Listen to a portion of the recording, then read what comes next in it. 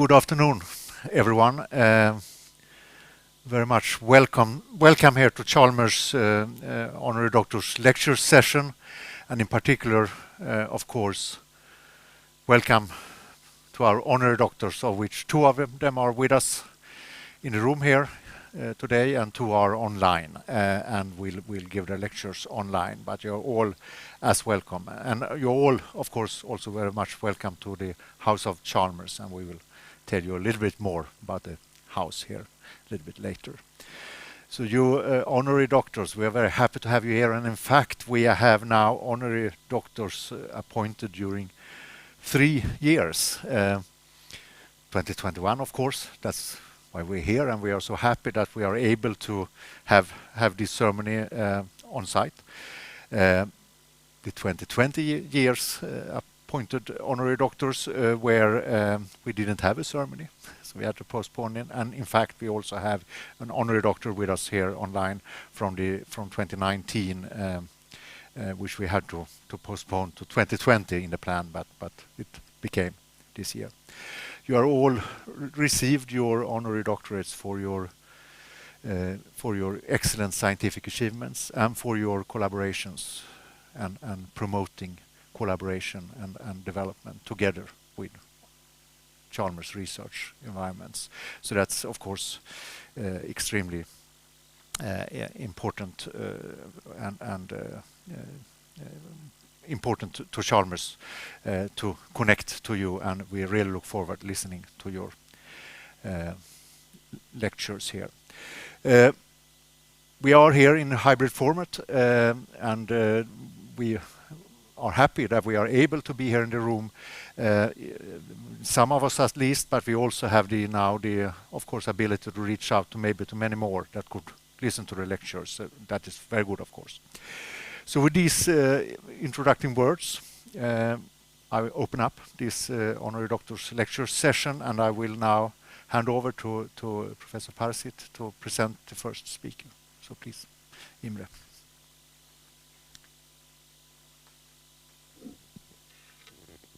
Thank you very much. Professor Tomoko Nakanishi, currently president of Hoshi University in Tokyo and emeritus and research professor at the University of Tokyo, is a truly interdisciplinary scientist. She combines physics, nuclear chemistry, biology, and plant physiology in her research. And the purpose of the research is to investigate how plants take up, distribute, and utilize water and elements and nutrition in their functioning. And for this, she and her group developed world-unique methods based on radiation imaging and radioactive isotopes. The advantage of these methods is that it is completely non-intrusive, and it makes it possible to investigate the functioning of plants under completely natural circumstances with living plants, following the variation of the light during day and night, and also being able to do measurements above the surface and below the surface of the soil. And of course, there is no off-the-shelf instrument and equipment one can use in such research. So they developed completely all instruments they use in the work, including the purchase and handling of radioactive materials. And the research has led to very significant new insights of the plant physiology, which paves the way of new resource-effective and sustainable ways of producing crops and food. And the significance of this cannot be overestimated. This knowledge came to very good use and became completely indispensable after the Fukushima accident. The expertise with nuclear materials and also plant physiology made that Professor Nakanishi and her group became the driving force in the survey of the radiological and environmental and agricultural consequences of the Fukushima accident by determining the distribution of the contamination in soil, plants, and so on, and more important, investigating how the radioactivity is taken up by the plants, how it's distributed both from water soil and air, and that's very important. And that became invaluable in reactivating the agriculture in the contaminated areas, and also with the re-inhabiting the evacuated areas. And of course, this research got a very high international response and impact, and the research was published not less than 4 books by Professor Nakanishi. She is also has a number of important positions, or has had positions, and got several awards and distinctions, like the Order of the Merit of the French government and the Heveshi Medal of the International Neutron Activation Community, and also held posts like she's a commissioner for the Japan Atomic Energy Commission and the vice president of the Engineering Academy, which is the equivalent of our Royal Academy of Engineering Sciences, EVA. And Professor Nakanishi had also very close and intensive collaboration with many researchers in the Gothenburg area, notably with Professor Eva Forssell-Aronsson of Göteborg University. And that was acknowledged by foreign memberships in several of the Swedish learned societies like the EVA, and also the Royal Society for the Arts and Sciences in Göteborg, the COVVS, where she held several lectures, not least about the Fukushima accident, sometimes with cooperation with the Japan Society for the Promotion of Science, for which my co-nominator, Professor Birger Carlsson, and myself are profoundly grateful. So with this, I leave the word to Professor Nakanishi. Thank you. Oh, can I start? Thank you, Professor Imre Patsit, for introducing me.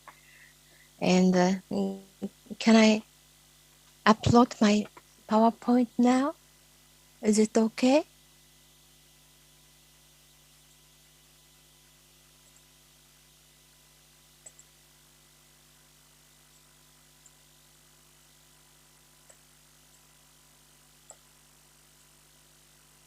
Can you see it? Well, thank you, Professor Imre Patsit, for introducing me. And also I thank for Professor Birger Carlsson for provided me this wonderful opportunity to present my work at honorary doctor ceremony. And also the president of Chalmers University of Technology, Professor Stefan Bengtsson. And just before beginning my talk, I'd like to show my honor receiving diploma to be a member of EVA from Royal Swedish King. This is my important picture and showing relationship to Sweden. Now I'll begin my talk. The title is Novel Plant Imaging and Analysis Utilizing Radiation and Radioisotopes. The advantage of radiation imaging is we can understand the plant under natural condition. There are 3 features, advantages. One is imaging under light and dark. They're not indifferent to lighting condition. And the second is a quantitative analysis of the image is possible. You can calculate the amount of the chemicals in the image.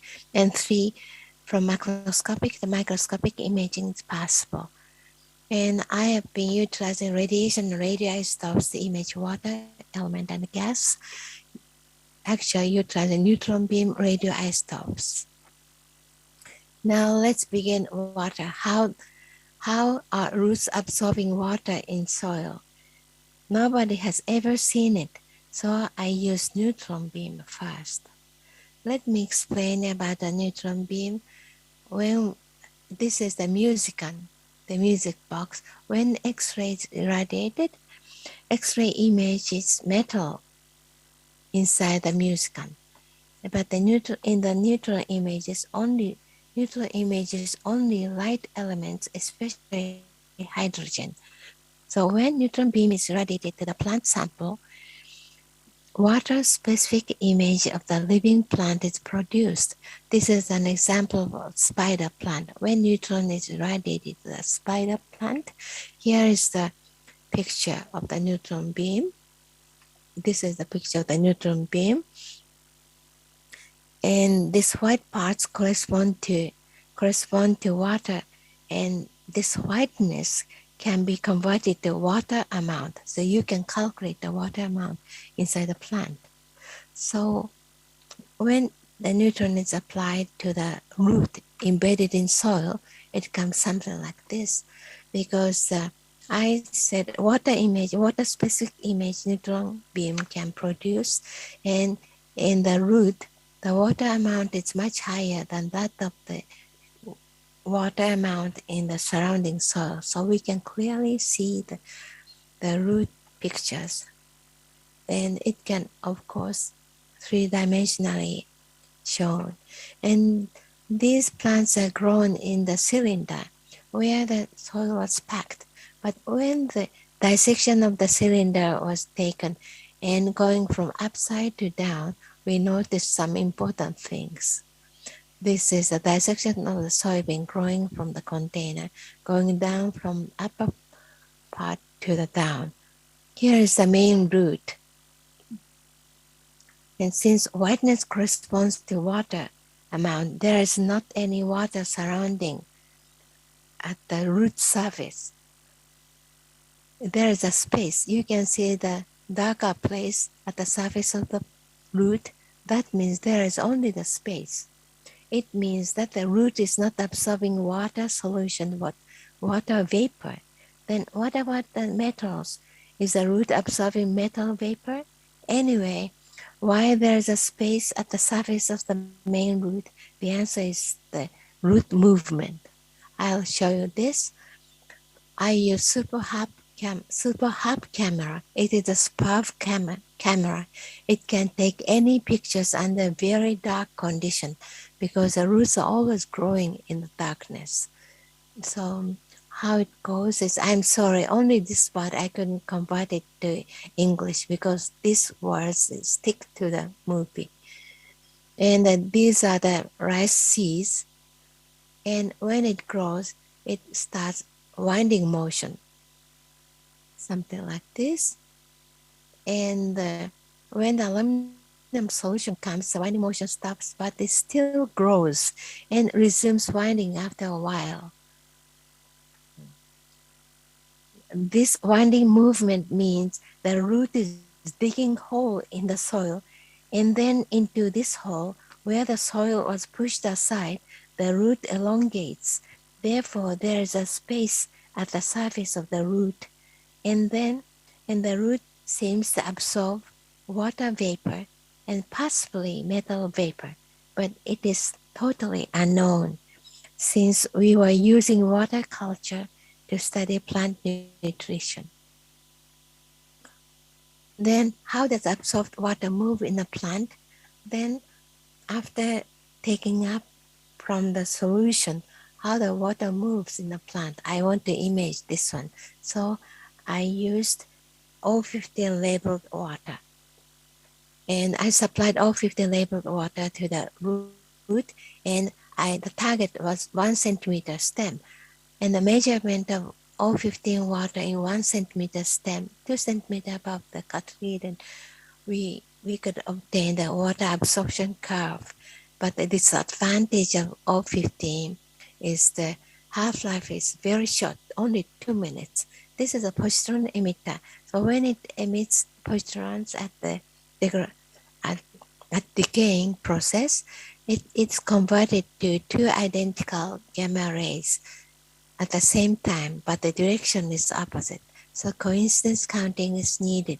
So a pair of the detector was put something like this. And when I enlarge this one, it comes something like this. And the target is 1 centimeter of this stem. How much amount of the freshly absorbed water could be measured at this part? This is a water absorption curve.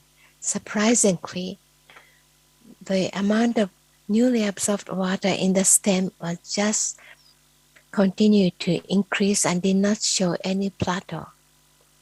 Xylem cells are known to transport water. So if water is transferred only through xylem, there must be volume limitation.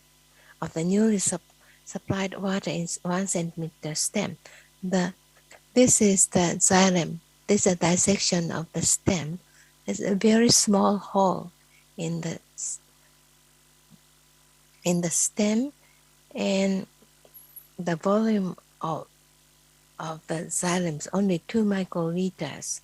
But the volume, the freshly absorbed water in 1 centimeter stem comes to close to the volume of the whole stem after 1,000 seconds. This is the limit of the measurement because the half-life is too short, 2 minutes. The O15 half-life is too short. But so much amount of freshly absorbed water remains in the stem. It means tremendous amount of water was coming out from the xylem. Then where they go? The route of water flowing out from the xylem tissue, there are 3 pathways. One is upload through the other tissue, and it was not possible, we confirmed. And second possibility is evaporate from the stem surface, and it was not possible. And the third one is downward through phloem tissue, it was not possible. So the only one is returning back to xylem and going up. And it is not known how the freshly absorbed water can distinguish the old water already existed in the stem and can push into the xylem. Through simulation, about half of the water already existed in the stem is renewed by the freshly absorbed water within 20 minutes. It's rather fast. Then I'll go to the element movement imaging. Elements are essential for nutrients for the plants. There are 17 elements needed for plant growth. And I want to image element movement, but all the system had to be constructed from the beginning. And here is a schematic illustration of the real-time radioisotope imaging. When radioisotope is supplied to a plant, the plant absorbs the element and emits radiation from the plants. Then the radiation from the sample is converted to light by a cesium bioscintillator. In this case, cesium iodide was deposited on the fiber optic plate. Then light was detected by a CCD camera. This is highly sensitive CCD camera too.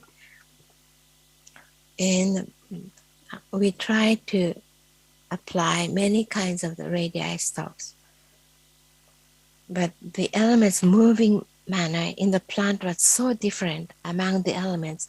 Even they are moving in the dissolved water, in the same water where they are dissolved in the plant, but the speed is so different. And these are some examples. In the phosphate and cesium, within 24 hours, how they move within the Arabidopsis. And after 24 hours, it goes to the root tip already. And here is another one, magnesium, calcium. Then their speed is very slow. I think many of you haven't heard or known about the magnesium 28. It is rather difficult to prepare magnesium 28 from aluminum target.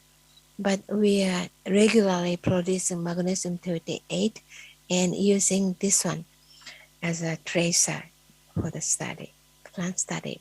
Probably we are the only group utilizing this radioisotope. And then here comes the zinc and the cadmium. The movement is very fast. As soon as they are absorbed by the root, they go to the root tip. And these are several kinds of the elements going up from the root to the upper part of the plant. Something very fast and very slow and medium.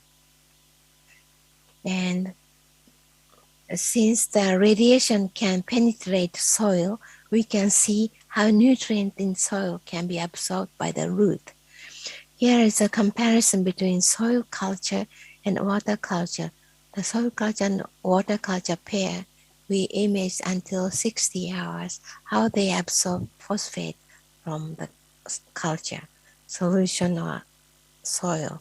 In the case of water culture, the plants take up phosphate easily and the amount is fairly large and they grow very fast.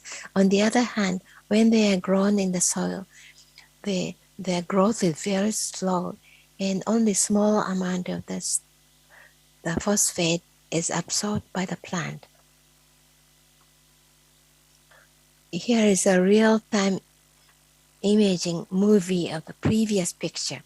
As you can see, it is very easy for a rice plant to absorb high amount of phosphate in water culture. Generally, the amount of the crop yield is much higher when the plants are grown in soil rather than in water. In the case of water culture, it is so easy for the plants to acquire the nutrients. The plants might think that the environment is so good, so they don't need to produce much amount of the seed, to produce next generation. They do not work hard. It is similar to human. When the person is spoiled under too good condition while young, the yield of the life is small. I did the imaging of the cesium too. The cesium absorption from water and soil culture. In the soil culture, the plants are easy to absorb cesium from water culture. This is a soil from Fukushima, but when there is a soil in the culture solution, the plants hardly can absorb cesium because the cesium is very tightly adsorbed on the soil. I don't mention further about this, but we also developed the microscopic imaging system. We modified fluorescence microscope, so that we can get fluorescence image, radioisotope image, as well as bright field image.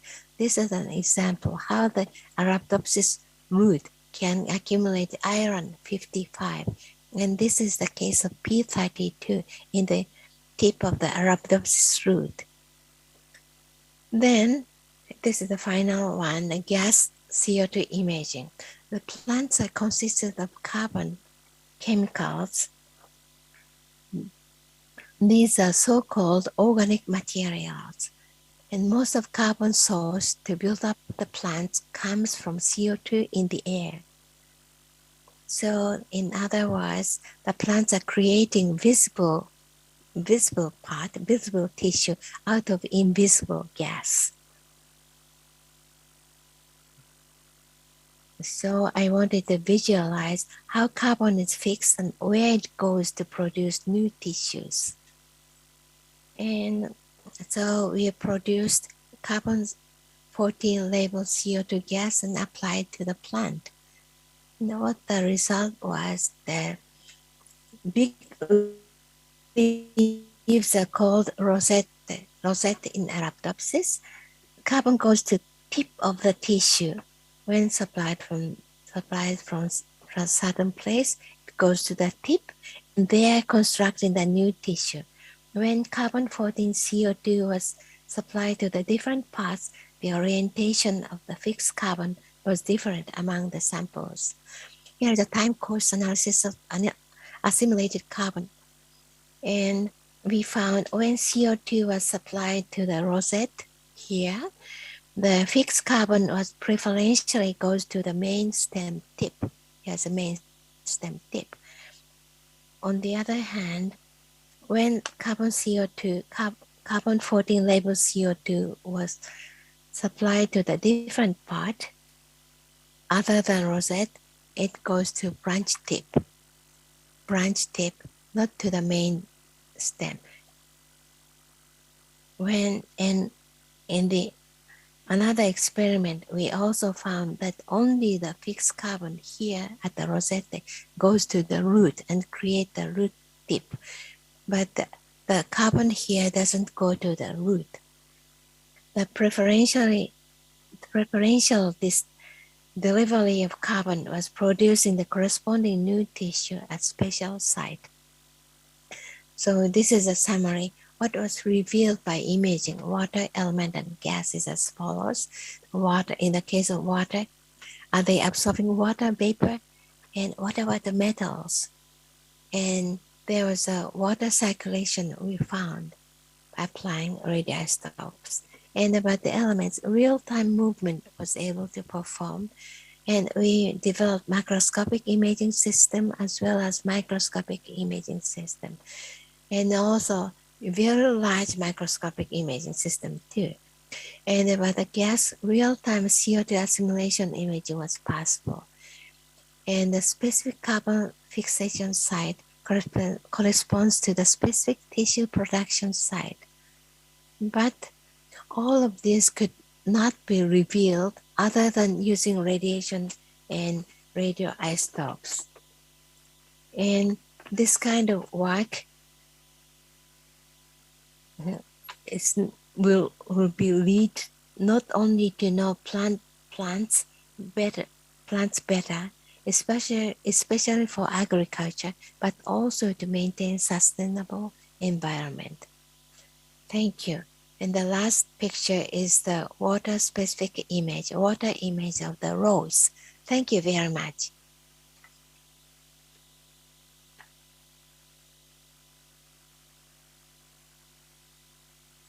Is it okay? Yes, it was very okay. Thank you very much, Professor Nakanishi, for this very interesting lecture and very impressive. So I wonder now if anyone from the audience has questions or comments about this very spectacular lecture. Please.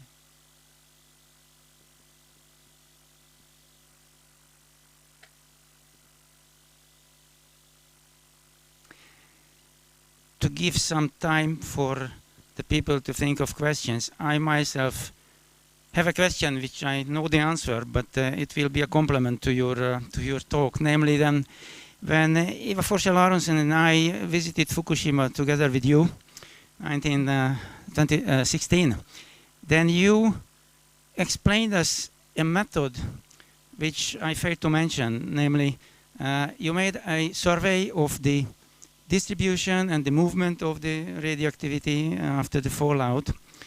But you told us that you have also devised methods of suppressing the transport of radioactivity and the uptake of radioactivity in plants. One can make some similarities between how in the areas which are exposed to radioactive contamination, natural iodide tablets are distributed to the population to make a kind of saturation so that the body will not be able to uptake the radioactive iodide. And you have elaborated such a method to prevent the plants taking off cesium and probably calcium and other. Can you tell us something about this? And how widely is it used, or is it only an experimental stage? Yeah, in the field, applying potassium is the most important one, because the potassium competes with the cesium. It is alkaline element, and it prevents cesium incorporation to the plants. And when the potassium concentration is lower than certain level, the plants are very easy to absorb cesium. And now, from all time, the farmers are telling the successor how to cultivate the soil. But nowadays, there are no more successors in the field, so sometimes they do not supply much potassium to the soil. So it's nitrogen, potassium, and phosphate are three very important nutrients. So that always the farmers are supplying certain amount of potassium. But sometimes the people who neglect or who do not care much about the field, then the potassium concentration becomes lower. So it's easy for the cesium to absorb. Can you see it? Absorb this one. Like this, I've shown you this. Like this one, I've shown you. So under the condition, the plants can absorb cesium from the soil too. Yeah, can it be the answer to your question? Yes, thank you. Some more questions? Yes. Yeah, I have a question. Thank you very much. I just wonder if you apply a stream of CO2 gas to certain parts of the plant, on the bottom or on the top, can you increase the speed of growth by applying CO2 gas to certain portions of the plant? Yeah, it's a very good question. But right now, we do not know whether it can increase the growth by applying the CO2 gas to certain place. But we just know that there's a relationship between the site of the assimilation and where it grows, which part of the tissue is growing. Well, and right now we are trying to image the ethylene gas besides carbon CO2. So ethylene is a kind of the only hormones, gas hormones for plants. So maybe using the ethylene gas, we are expecting that we can promote the growth. But for the CO2, it's very difficult. Or right now, I do not have any idea, because there are many people just doing the research for photosynthesis, and the CO2 gas concentration they are studying. But about assimilation, where it goes, I haven't seen any data yet. So it's a good question. I'd like to do some more experiment to solve your problem, solve your question. Thank you for a good question and a good answer. More questions, comments? If not, and if there is some time, then I wonder if my colleague, Professor Birger Karlsson, want to appreciate your contribution to the local academy we have here in Göteborg with a few words.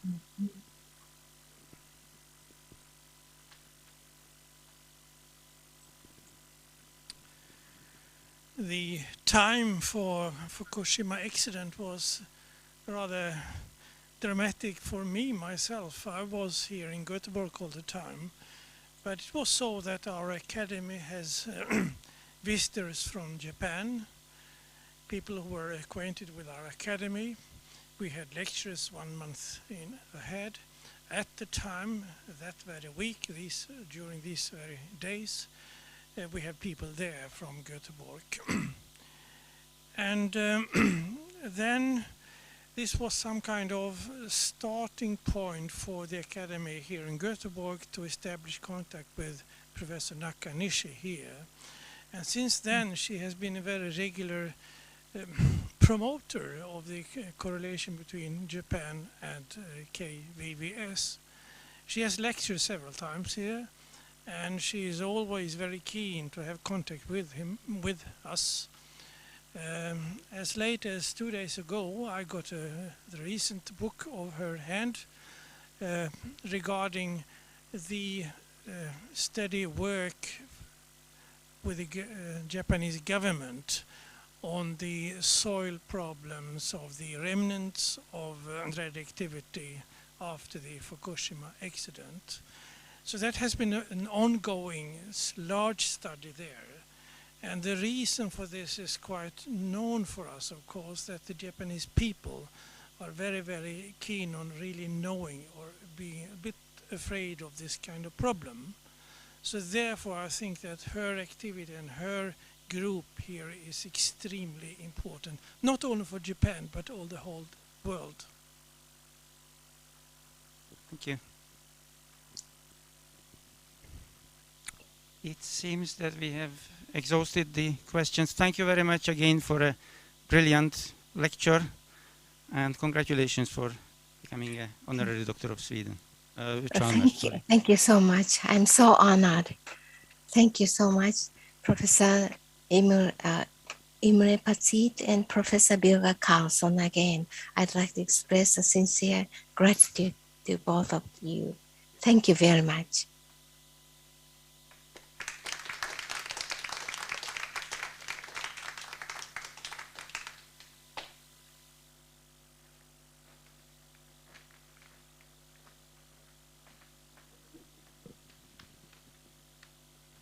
My name is Andre Sabelfeld, and it's my honor to introduce our next honorary doctor. It's Professor Simone Hübner-Fischner from Karlstad University, and she's an expert in privacy. Later in the coffee break, you might have prepare some questions about how to adapt your privacy for your Twitter or Instagram app. But be prepared that she might tell you that you need to erase your accounts as a first step. So and that would be an advice of a person who knows about how much data is collected. So it's a great honor for us to welcome Simone here. And as I said, she's a professor at Karlstad University presently. And she has done a lot of contributions to privacy research up to now. So just to mention a few highlights, she's one of the top researchers in Europe we have in privacy. She's contributed to privacy enhancing technologies and research at the junction between technical aspects of privacy, psychological, human, and law and legal aspects of privacy. So it's really interesting cross-disciplinary work. As such, she's been involved in many European projects, many of them also involving experts from different fields, and she's currently coordinating one of the large European projects about privacy. She's been awarded a number of prestigious awards, for example by IFIB, also awards from companies like Google, has 2 awards from Google already. And often these awards, they are acknowledging thought-provoking research, very interesting research that is coming out. In addition to being a researcher, she's also involved in society and societal issues with privacy. For example, she's serving with MSB, the Swedish Civil Contingency Agency, in the role of advising them on cybersecurity. That's a very important role. She is a vice president of IEEE board in Sweden, working with IEEE. She's also consulting for various European agencies, such as ENISA, which is a European agency on cybersecurity. So a lot of activities, and many of them in Sweden. 2 years ago, Simone was the one to bring the most important event in all of privacy, Symposium on Privacy Enhancing Technologies, to Sweden. It was hosted in Stockholm, and all the experts from the world for the first time came to Sweden. So that was an excellent event. There are many connections to Chalmers as well. And just today, we actually had a PhD defense of Thomas Kaczynski, a student that got PhD today. And in fact, Simone was the licensed discussion leader of Thomas. So that's one example of a connection. And to be honest, what often happens in our department is that when we discuss who would be an expert to have on the committee for our next defense, almost every time Simone's name comes out as, oh, unfortunately we cannot invite her again because she was just recently serving. So literally in almost every event, Simone's name comes up. Which definitely tells how great and how fitting she is to Chalmers. She connects very well not only to the kind of privacy defense that is today on more human-computer interaction style of privacy, also to software security and privacy, and looking at systems aspects of privacy, cryptography, AI, all kinds of security and privacy that we are doing at Chalmers. One particularly outstanding achievement is the involvement of Simone in Swedish network of computer security and privacy for PhD students. This is something she started in 2001, and now for 20 years she's been tirelessly running this network, collecting all experts, collecting all PhD students, and running workshops, summer schools. So she's been really been the heart of this network.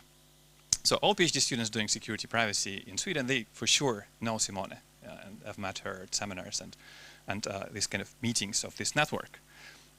This network has been very important for Chalmers. Chalmers has been one of the core members, and we've really enjoyed participating in it and made a lot of contributions. So in our department, we do very rigorous process of selecting candidates for honorary doctors, and a lot of proposals, discussions. And in this case, I'm very happy to witness that we had overwhelming support of not only the Department of Computer Science and Engineering, but also the ICT area of Advance was very much keen on suggesting Simone, and also Genie, the initiative for gender and excellence. So we have very strong nomination, and everybody felt that this would be excellent to get Simone involved in this way. So yeah, so the motivation for Chalmers to award this honorary doctor is to acknowledge the contributions to privacy enhancing technology, and also the involvement of privacy questions at society at large, and stimulate further the contacts with Chalmers and involvement of Chalmers in various networks. So we look forward to collaborating with Simone. So this is a great start of this lecture today, which I'm very much looking forward to. So please, Simone, tell us about usable privacy. Please welcome Simone. Thank you very much.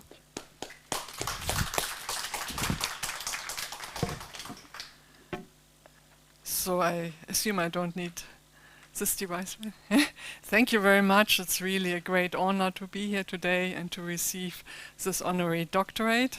So thank you very much, dear Mr. President, dear Andre, and dear colleagues and friends. And yeah, I especially enjoy to be here at Chalmers, which is known as a place of scientific excellence and also excellent working atmosphere, where I always enjoyed to visit.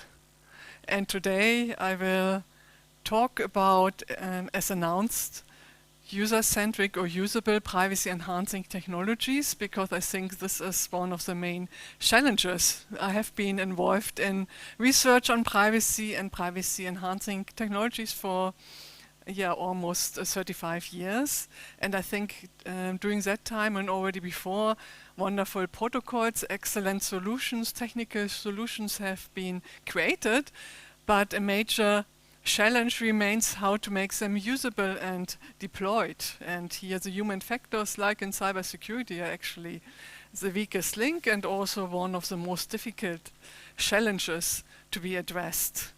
And now in this lecture I want to take up 4 challenges that we observed in different EU Horizon 2020 projects, where you find the icons below, and want to discuss these challenges and discuss conclusions. Yeah, before I start with my lecture, I also want to dedicate actually this talk to 3 special persons that unfortunately are not with us any longer. First of all, Klaus Bunstein, who was supervisor in my early career and one committed privacy activist. He was filing complaint against the census in 1983, which resulted in the famous census decision and the right of informational self-determination. So he's one of the fathers of that right. Then secondly, Andreas Fitzmann, who was very inspiring to me when I was a young PhD student. I met him the first time, and he also created and had a high impact on the research, early research on privacy enhancing technologies And later I had the luck when I was in Karlstadt to cooperate with him in different EU projects and co-supervise PhD students. And finally, also Erland Jonsson, who was a professor here at Chalmers and also a very dear friend. He was not only an excellent scientist for cybersecurity, but also a warm person, very open to start cooperation. And actually he and my colleague and friend Louise Ingström from Stockholm also, together with me, had the idea to create the Swedish IT security network for PhD students here in Sweden that Andre mentioned. And yeah, that I then coordinated. So I'm very thankful to all these persons. And I would like to dedicate this talk also to them. Yes, so privacy enhancing technologies. So these are technologies that are designed for supporting privacy and data protection, because we know that privacy cannot be protected solely by law. We should build it into technology to have effective protection. So we see that laws are frequently breached, and we have scandals like shown with the Snowden revelations and Cambridge Analytica. So the best protection is if you build in privacy into the technology. And privacy enhancing technologies, or PETs, are something different than security technologies, where we have confidentiality, integrity, or availability. So privacy also takes care of unlinkability or data minimization. The less data we collect, the best is our privacy protected. Transparency, to make data processing transparent, and intervenability, our data subject rights, that we can intervene. And as you see in this picture from my colleague Marit Hansen, these privacy aspects can also be in conflict to each other, like data minimization and transparency, and this makes it also challenging. For instance, for configuring PETs, I will come back to that. But PETs have many opportunities, especially for achieving privacy or data protection by design and default, as the General Data Protection Regulation, or GDPR, now requires, and also as an enabler. For instance, for storing personal data in the cloud, in the non-European cloud. There was a recent decision by the European Court of Justice in the Max Schrems against Facebook decision that, for instance, which further restricts data transfer from Europe outside, to, for instance, to the United States. However, if we have privacy enhancing technologies together with standard contractual clauses, this could enable the data transfer outside of Europe and the usage of non-European cloud like Microsoft, Google, which we anyhow have much in use nowadays. So there are many opportunities, but also a lot of challenges in practice. And here I want to relate to 4 challenges that we researched in our different EU projects. And the first one is also very well known, that security and privacy is usually only a secondary task or goal of the user. So usually we want to sign up for a service, buy something on the internet. At that time, this is our primary goal, but we do not want to spend much time on reading long privacy policies. So that is only a secondary goal or task. So this means also that there's a challenge for raising the user's attention to privacy policies and critical clauses in the privacy policies that the user should be informed about. And here we have had a lot of research. We also conducted research on the content of privacy policies, how they should be structured, for instance, in different hierarchies, and also nudging, how psychological factors can impact our attention. But recently in the credential project, so one fundamentally new research question that we addressed was that we did not only look on the content and the structure, but also how our interaction with policies can impact how well we pay attention to certain parts of policy information. And here I must say that according to the General Data Protection Regulation, consent has to include an affirmative action. So the user has to do something actively, check a box, for instance, so silence or non-interaction will not constitute legally an informed consent. So here, this was very interesting, what different types of interactions might increase the user's attention. And already in the PRIME project more than 15 years ago, we had the idea of drag and drop agreement instead of just checking a box where the user just checked and don't read the text. For instance, that you drag an icon standing for personal data and drop it on a receiver icon standing for the recipient, so that you do more informed choices because you have to think what you are doing. And this was more detailed analyzed by us, especially in a study led by my colleague Fazana Karega, who conducted 80 user tests with eye tracking and looking at the recall of users, and found indeed that drag is drag and drop, or if you drag something in a policy and drop it, then you have more attention than with checking a box or with swiping. So 3 different actions were compared. So drag, for instance, can raise the user attention to certain policy text. However, this can disappear with habituation, which could be used positively or negatively, and could also draw the attention from other important policy parts. So these results can help to provide design guidelines how interaction can be used in informed consent forms, but also how they can be misused, so-called dark patterns, how you should not use them. And I think the research of how interaction impacts the user's attention is also important for other privacy or PETs, not only for informed consent, but also when you, for instance, configure systems. Then the second challenge I want to talk about are the cultural dimensions. So we know privacy is a cultural construct. I myself have 2 different nationalities, German and Swedish, and it's very interesting. In German we have very much distrust in government. In Sweden it's known for very high trust in government. This has also historical reasons. But we did several intercultural comparison study, and then the findings can be also explained with Hofstadter's cultural dimensions, which are very well known, who measured culture with different dimensions. And if you here compare Sweden and Germany, you can already see differences. For instance, that in Germany we have a high uncertainty avoidance. We want to avoid risks, whereas in Sweden people are much more risk-taking. So this means also, as others have shown, that privacy risks are maybe more awareness in, or more people are more looking at privacy risks in Germany. But what we also could see is that in Germany, for instance, there's a higher preferences for transparency and control and privacy notifications than in other countries with low uncertainty avoidance, like the UK, for instance.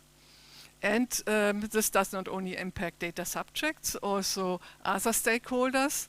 We had another study on how far patients should have control over their electronic healthcare records and exercise what information they can disclose to other doctors or retain. And here we interviewed doctors in Germany and Sweden, for instance, and also found that doctors in Germany are much more skeptical to hand over control to patients, because they think there are risks also with trade-offs of safety, whereas in Sweden it is already implemented. We have already online access to our electronic records. It was much more skeptically discussed in Germany. Also, individualism is important. We had a study now between South Africa and Sweden, for instance, on location data, which showed while in South Africa people are much more concerned about location privacy than in Sweden, they would share it willingly with close family members. So South Africa is classified as a collectivist society where there's a greater willingness to share data also with family members than in Sweden, which is more individualistic. So this is also very important for finding suitable privacy preferences. So here we have to consider the cultural dimensions to have predefined privacy preferences that users can choose from, and also defining so-called privacy personas that should drive the design of pets. Then I come to another challenge which I think is very interesting and which we have observed also and very difficult to solve, is that privacy enhancing technologies are often based on so-called crypto magic, so cryptographic operations that do magical things that do not correspond to the real world. So they are very hard to comprehend and to trust by other users, and it's very hard to find real-world analogies or metaphors for explaining them. So, for instance, anonymous credentials we looked at. These are credentials signed certificates with a signature, electronic signature by an authority, and the user with an anonymous credential could selectively disclose information, so only part of the credential, still with the proof that this was signed. So we don't have real-world analogies here. We always show the whole, for instance, identity card with all the information, whereas with anonymous credentials you could just reveal that you are 18 or over 18, but not your name, exact birth date, and so on, with an electronic identity card, for instance. So here, this is much more privacy friendly, that you can really minimize data that you disclose to what is needed. But yeah, this was very hard to understand in user trials that we did already in the Prime Life project, and also could be impacted by other technical analogies that we have, like existing certificates that impact our mental models. And here I want to give two other examples from EU project, like the Prisma Cloud project. Here we looked on Malibu Signatures for a selective authentic e-health record exchange service that I already mentioned. So with Malibu Signatures you could digitally sign a document, and then the user, or you could still black out parts of the document while the electronic signature stays valid. So that is different to traditional electronic signatures, where if you change something, the signature gets invalid. So this can be used that you could also selectively disclose information. So for instance, we had a use case where we have a doctor in a hospital that signs an electronic health record when the patient is discharged, and then the patient can get the signed electronic health record and can black out parts of the health record and forwarded it to different recipients. For instance, if she wants to have another opinion, she blacks out the diagnosis while the raw data, medical raw data, is not blacked out, and she can forward it still with the valid signature of the first doctor, or she blacks out all the medical information, and then there's only the information that she has been on hospitalized in a certain period of time. So this can be used for the employer for sick leave. So I already mentioned that here the German doctors were very skeptical. But what I want to discuss now is also that we then analyzed how the patients understand these multiple signatures, and we had produced some mock-ups that we discussed in different focus groups in Germany and in Sweden with lay users and with expert users, where we tested the metaphor of blacking out, or in this case we used graying out, so the stencil metaphor, which actually worked well because we have something like blacking out in the real world in this case. So this was well understood.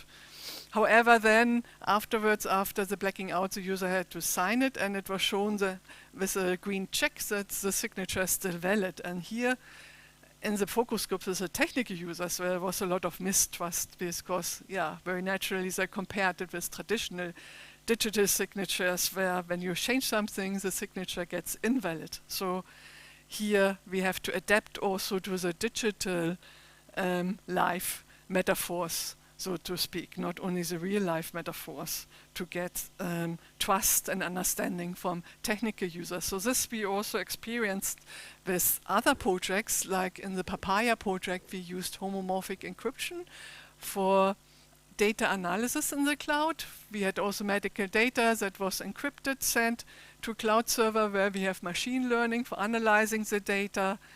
Then all the time the data is encrypted, also the result is encrypted, sent back, and the data can make a diagnosis based on the, on the other side, on the doctor side, it can be decrypted. The doctor can make a diagnosis then based on the analysis report. But while on the cloud, the data goes in encrypted, is encrypted while it's analyzed, and also the analysis report is encrypted and sent back. And this was also hard to understand for medical doctors that we interviewed that knew about encryption, so they didn't trust that the data would be encrypted while analyzed. So here we ought to also distrust, especially by those that had some technical background, while lay users had no problems to trust it. So we had the experience with homomorphic encryptions that the mental models may be impacted by knowledge about other security technologies or privacy technologies like ordinary encryption. The same we experienced also in ongoing study on differential privacy, where we just conduct interviews, also with my colleague Fasane, where it was also experienced that users compare or think with differential privacy, which is now commonly used by Apple and Google, and they also say they protect your data, but users would understand that protection by data perturbation, by adding noise to the statistics, could be reverted, the same as with encryption that can also later be reverted. So they also compare it to other security technologies, and this might lead to wrong understanding of differential privacy or homomorphic encryption. We also experienced that technical expert users might actually benefit or might like to have also structural explanation and not only function explanation of PETs, which means not only explaining the privacy functionality, but also how it is working. So this is in contrast to what is otherwise known for lay users that rather value the functional explanation. But this is ongoing work, but in any case we have to adapt for both technical and non-technical users, and often especially the technical users have more problems to understand the technology. Then finally, that is my last example, it is also a challenge to configure PETs, and here we need interdisciplinary expertise but also inter-organizational cooperation. And here in the Prisma Cloud project we had looked on secret sharing and how this can be easily configured for system administrators. So secret sharing was already invented more than 40 years ago, and by Adi Shamir, and here we can share a secret, we can split a secret in n shares, and you need k out of n shares to reconstruct the secret. So for instance, we have a picture we want to store in the cloud securely. We could split it into 3 different shares, store it on 3 different cloud servers, and now with a single share you cannot derive any information. It is information theoretic secure, but you need, if you have a 2 out of 3 scheme, at least 2 shares to reconstruct the picture. So this means that the shares stored on the cloud server are perfectly secure unless 2 cloud servers collide and share the pictures. Then they could construct the real picture. And if one server breaks down, you still have 2 left and you could still reconstruct the picture. So it is also good for secure archiving. So there are many advantages, but configuring has been a major challenge. First of all, we have to consider legal and organizational requirements, because even you cannot get any information out of a secret share. it would still classify as personal data or pseudonymous data because it could still be re-identified together with another secret share. So we have to follow the GDPR requirements. Also, procurements, cost factor play a role. So first we have to select what servers we can use in cooperation with management and organization and data protection officers. But then when we have the selection, it is a question, how do we select the K and N for the K out of N scheme and the server locations. And we see, depending on our protection goals, we have different requirements that can also be in conflict to each other. So for instance, for high privacy demands, we would like to have a high K to minimize the risk of collusion, and N minus K should also be low to keep the number of adversaries low. We have to address GDPR requirements for the server location, whereas for high availability or disaster recovery, we have high redundancy that is important.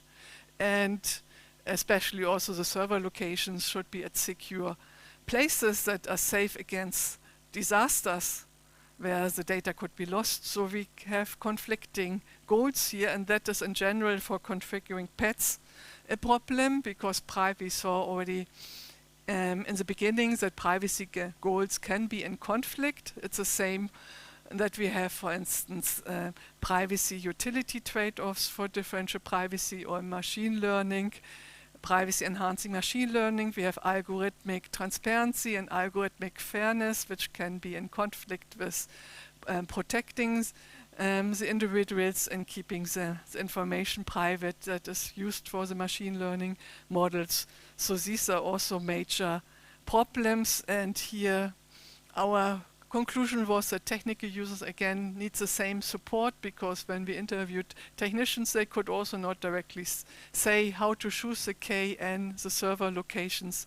This is quite complex, and we rather ended up with user interfaces where we asked the user what type of data they would like to store in the cloud, and then made suggestions.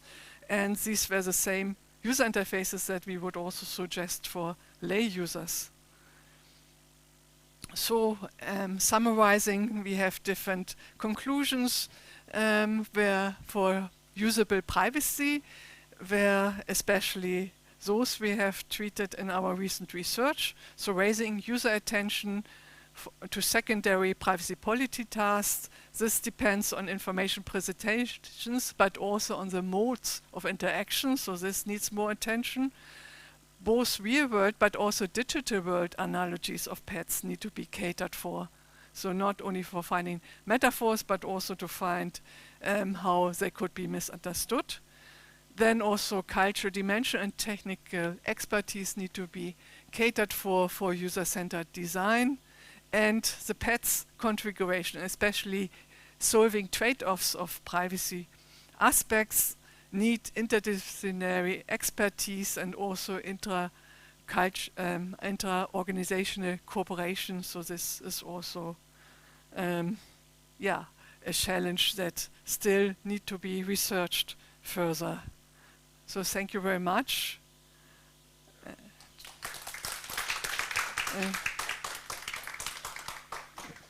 So we are opening for questions. To Simone, please. Thank you very much for a very interesting lecture, and on a very important topic as well. Being a human factors person myself, I wonder, when it comes to aspects beyond culture, we can talk about gender or Yes. age, for instance. Yeah. Have you seen differences among those groups? And do you see any differences, have spotted differences in risk awareness or over time? So do we become more aware or less aware of the risks? Yeah, so this is an important question. I think culture is very dominant, but there are also differences in regard to gender. We have not observed so much, but this is also something I would like to research further, and especially gender aspects for privacy get now much more attention in Europe. And yeah, it has been also shown that, for instance, for privacy preferences on social media, females have other preferences than males, for instance, because of the problem of stalking. They are more careful how to reveal data in social networks. So definitely there are also impacts based on gender. And yeah, also the attitudes or perceptions over time have probably changed, that people get more known to pets. They know there are anonymous communication technologies, like the Tor network has become more known. We had also done user tests 15 years ago or longer, where people had in general high doubts that you can communicate anonymously at all. I think now people understand more that you can have anonymity. But still, as I said, if they get more acquainted with pets or security technologies, it could also be that they wrongly compare it to existing technologies. So that is also the challenge, where I mean that we now need to cater also more for the digital world analogies. So I think that has become more a problem, maybe. Other questions? Perfect, yeah.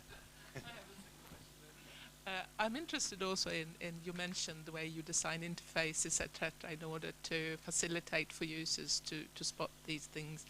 But when we talk about, in general, when we talk about systems and understanding, transparency is sometimes very important. Yes. And have you any experience or can comment on the importance of making these security systems transparent to users, to sort of the general public, or should we sort of hide stuff from?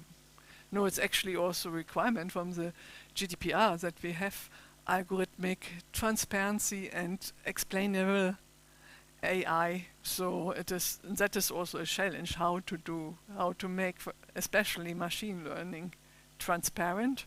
And there's a lot of research ongoing also at my department, where we have started, or colleagues of mine, more looking on the technical aspects, and we now want to look on the HI aspects. Yeah, so this is, also transparency in general. We have also looked, we have before also worked on transparency enhancing tools, more in the cloud context, how to show the data traces, and also experience different challenges, for instance, that users often have problems to differentiate between what data I have on my user side, what data is on a server on the cloud. So there are a lot of challenges to make data processing transparent. And so this is very important, because transparency is also a GDPR principle. And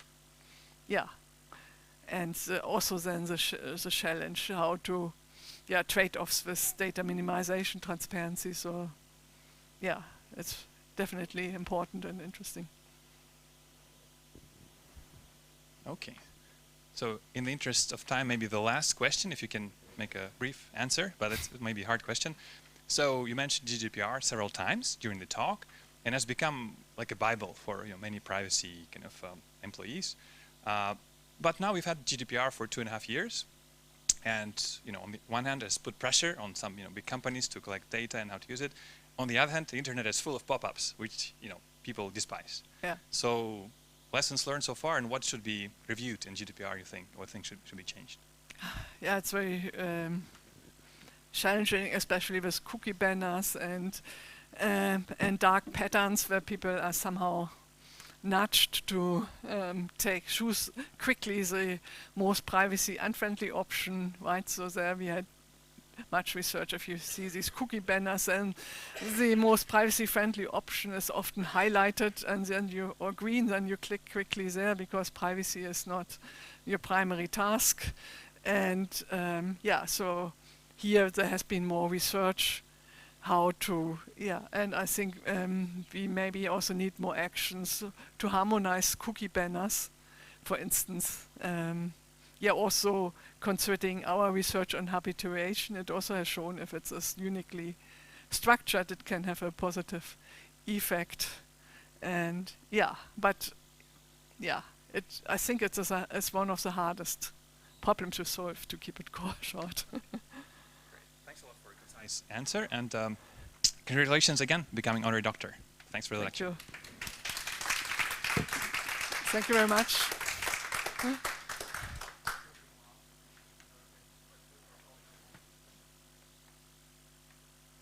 Hello? A further question? Yeah, we have a question from the online stream. This person wants to know if you have an opinion on privacy aspects of drone operations. Drone? Drone. Yes. Yes, surely that is a major privacy issue, right? So this is not directly my area of research. So of course, with image processing, you could also employ pads that you try to obfuscate part of the pictures, that you don't have faces or other things. But with drones, it's of course very hard to then with other cameras. And yeah, so, and on the other hand, there might be very useful applications in agriculture and so on, where maybe privacy is not such an issue, but definitely it needs regulation, and first of all, and then of course pets could also support further, I guess. Thanks very much. Thank you.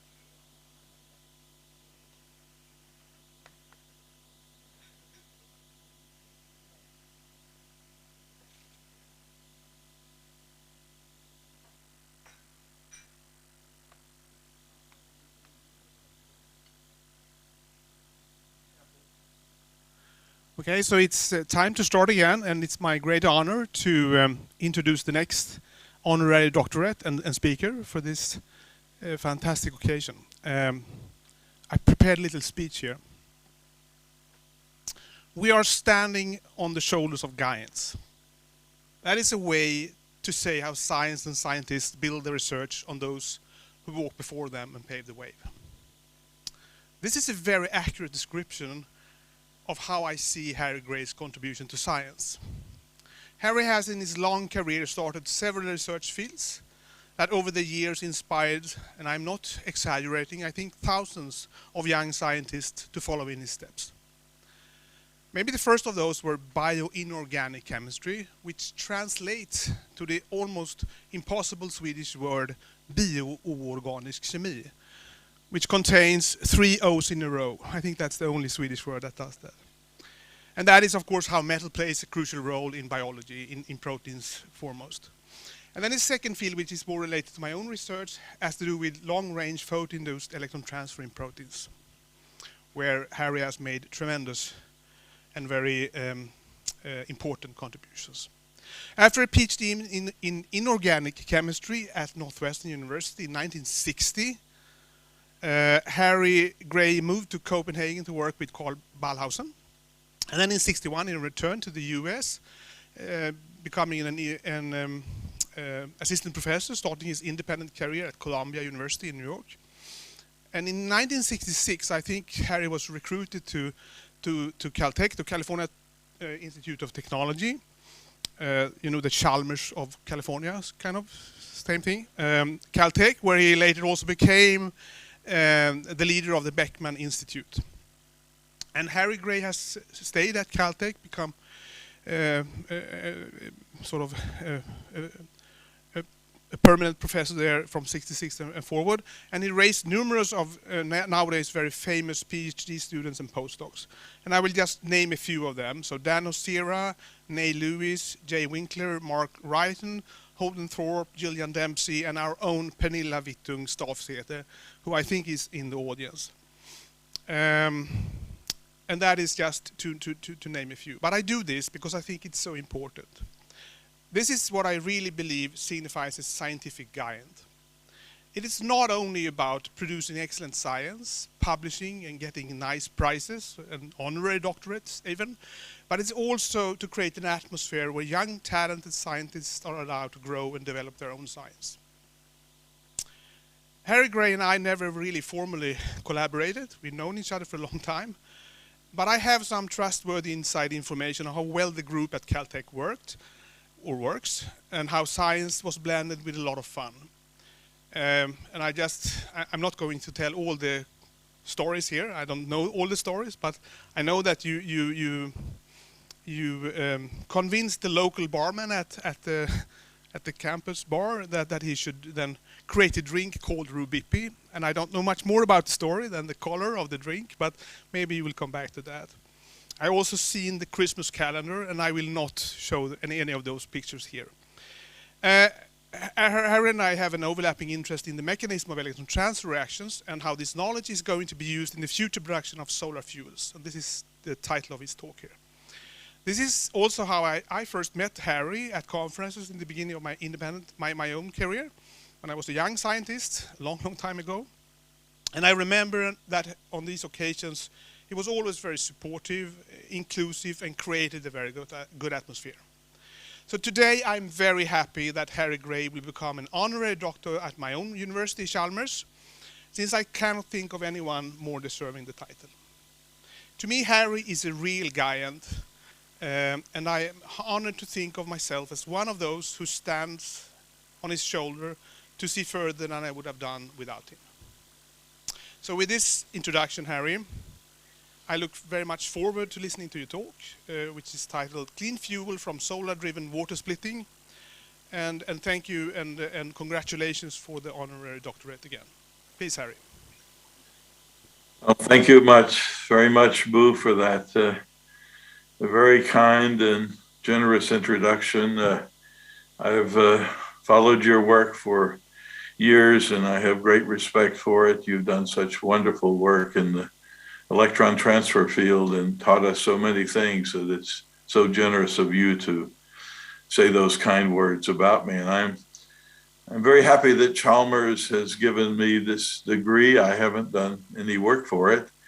And most times you have to take all sorts of exams to get the degrees, but this one I've gotten just because Chalmers has picked me, and I feel very honored, and I'm a proud alumnus now of Chalmers, and I join many other people, distinguished folks, in this role. I now need to share my screen and get my PowerPoint up.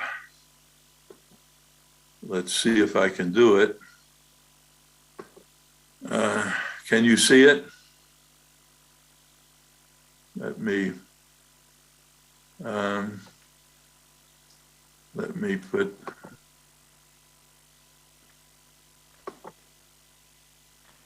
Is my screen? Yes, we can see it. It looks nice. Can you see it, Boo? Yeah, thank you very much. I want to make sure everything is up and in order before I start. I do have to do a few things on my computer so I can see my screen itself, which means, okay. Can you see it now? Yes. It's all right. Yeah. All right. Well, I'm going to talk about solar-driven water splitting, a topic that goes back many, many years. Even 150 years ago, people were thinking about water splitting to make fuel. Here's an example of something that was written many years ago that says, yes, my friends, I believe that water will one day be employed as a fuel. It will furnish an inexhaustible source of heat and light, blah, blah, blah. As long as the earth is inhabited, it will supply the wants, blah, blah, blah. When the deposits of down at the bottom, when the deposits of coal are exhausted, we shall heat and warm ourselves with water. Water will be the coal of the future. And so this was written by Jules Verne in his Mysterious Island in 1874. So almost 150 years ago, some people were thinking about we're going to have to replace fossil fuels with water splitting. Then a few years passed by before Andy Maverick and I wrote a paper in Science in 1981 showing how this could be done with molecules, with light absorbers, molecular light absorbers and molecular catalysts. We showed what it would take to put together efficient light absorption, efficient charge transport, electron transfer, the catalyst to make efficient solar water splitters from molecules. And that's an area, of course, Boo Albinson has been such a great contributor to.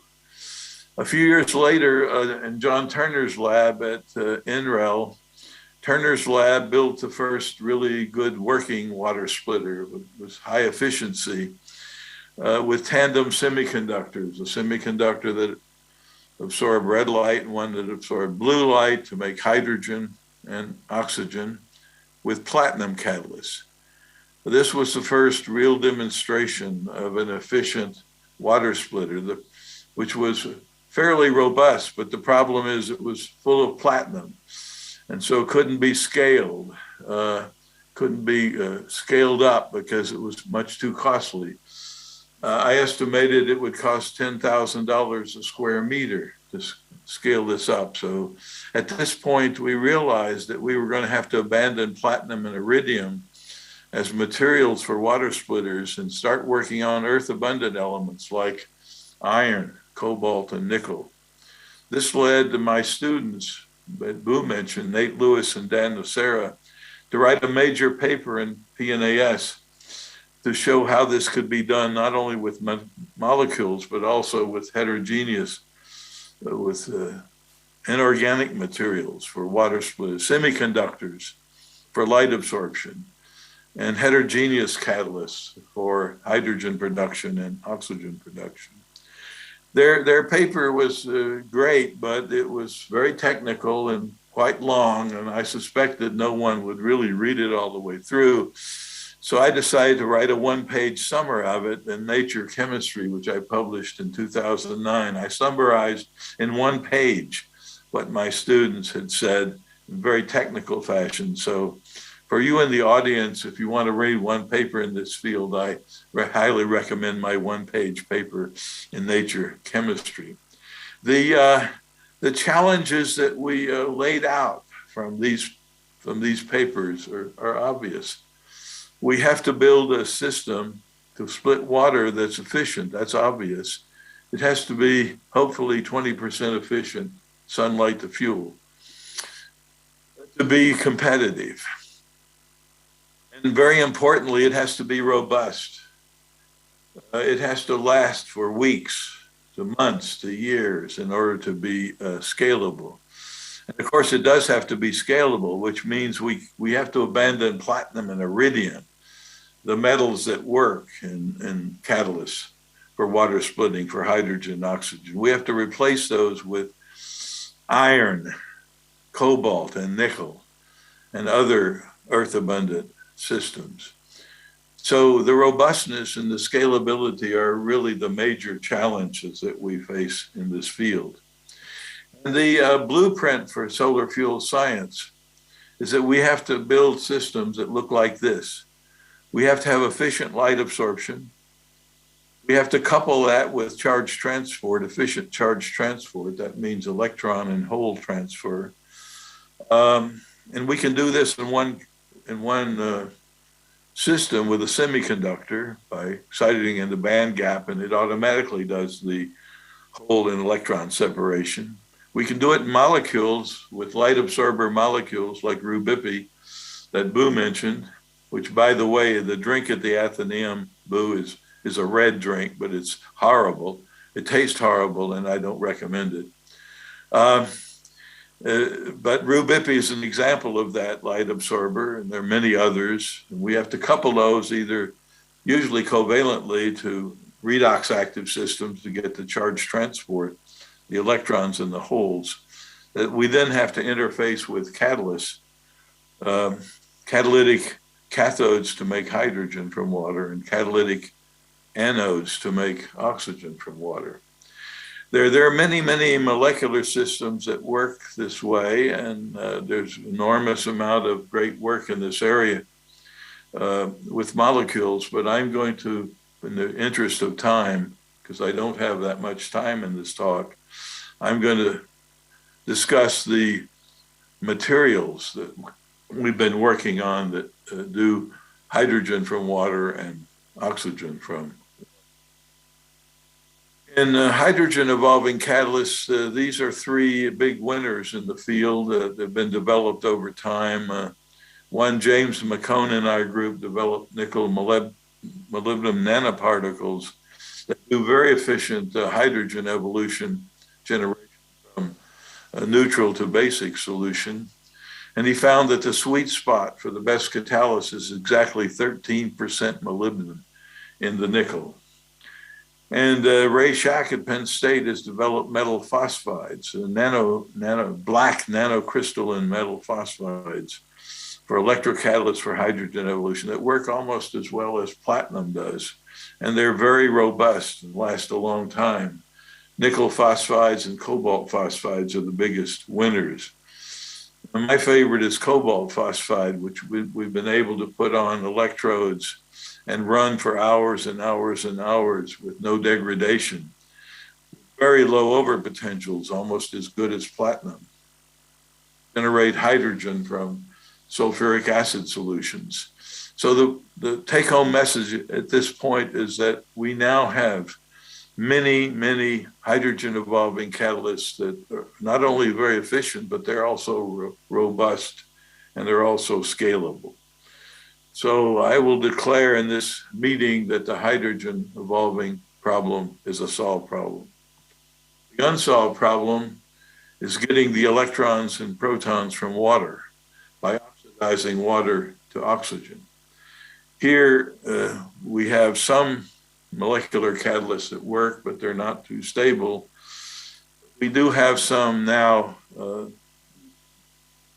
materials, some metal oxide, hydroxide materials that work pretty well, and I'm going to tell you about them and how we think they work. Our inspiration from this, of course, comes from nature.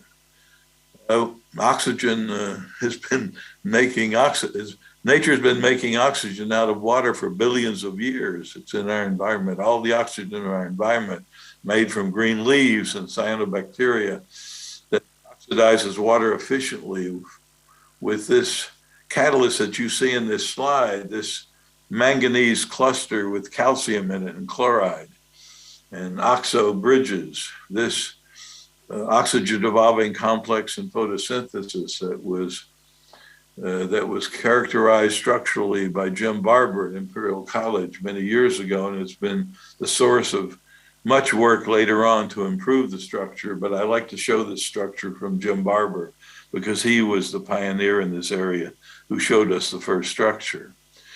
The unfortunate thing is when you take this catalyst out of the protein environment and put it on an electrode, it doesn't work anymore because the properties of it change dramatically, particularly the reduction potentials of the manganese is changed by about 1 volt when you take it out of the protein environment. That is a lesson that we've learned from bioinorganic chemistry over the last 30 or 40 years, that these metal cofactors that do such wonderful things in biology, when you take them out of the protein environments, they don't work anymore. They only work in the protein environments. So this means there's a synthetic challenge for us to make catalysts that are as good as the ones in the proteins, but they won't look very much like the proteins. They will look differently.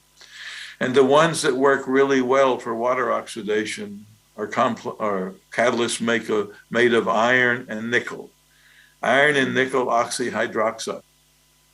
Example is the work of K.S. Choi at Wisconsin, who has layered iron hydroxide oxide with nickel hydroxide and gets a very, very robust, very efficient water oxidation catalyst. And that's the inspiration for the work that we have done in Caltech, which I will close my lecture in discussing. We've developed, Astrid Mueller and Jay Winkler and Brian Hunter and I have developed a synthetic technique that we call pulse laser plasma or pulp synthesis. It's a pulse laser technique where we take a metal powder, such as iron powder, we suspend it in water because we want to blow it up and make an oxyhydroxide. We'll put other metals that we want to incorporate into the water solution, such as, say, nickel nitrate. If we want to make a mixed metal nickel iron catalyst, we'll use the metal target as iron, and we'll make a concentrated nickel nitrate solution. Then we hit the pulse laser. It's a triple YAG 355 nanometer pulse laser with a 9 nanosecond pulse width. When we irradiate the metal powder, we blow it up into a plasma confined in the water liquid.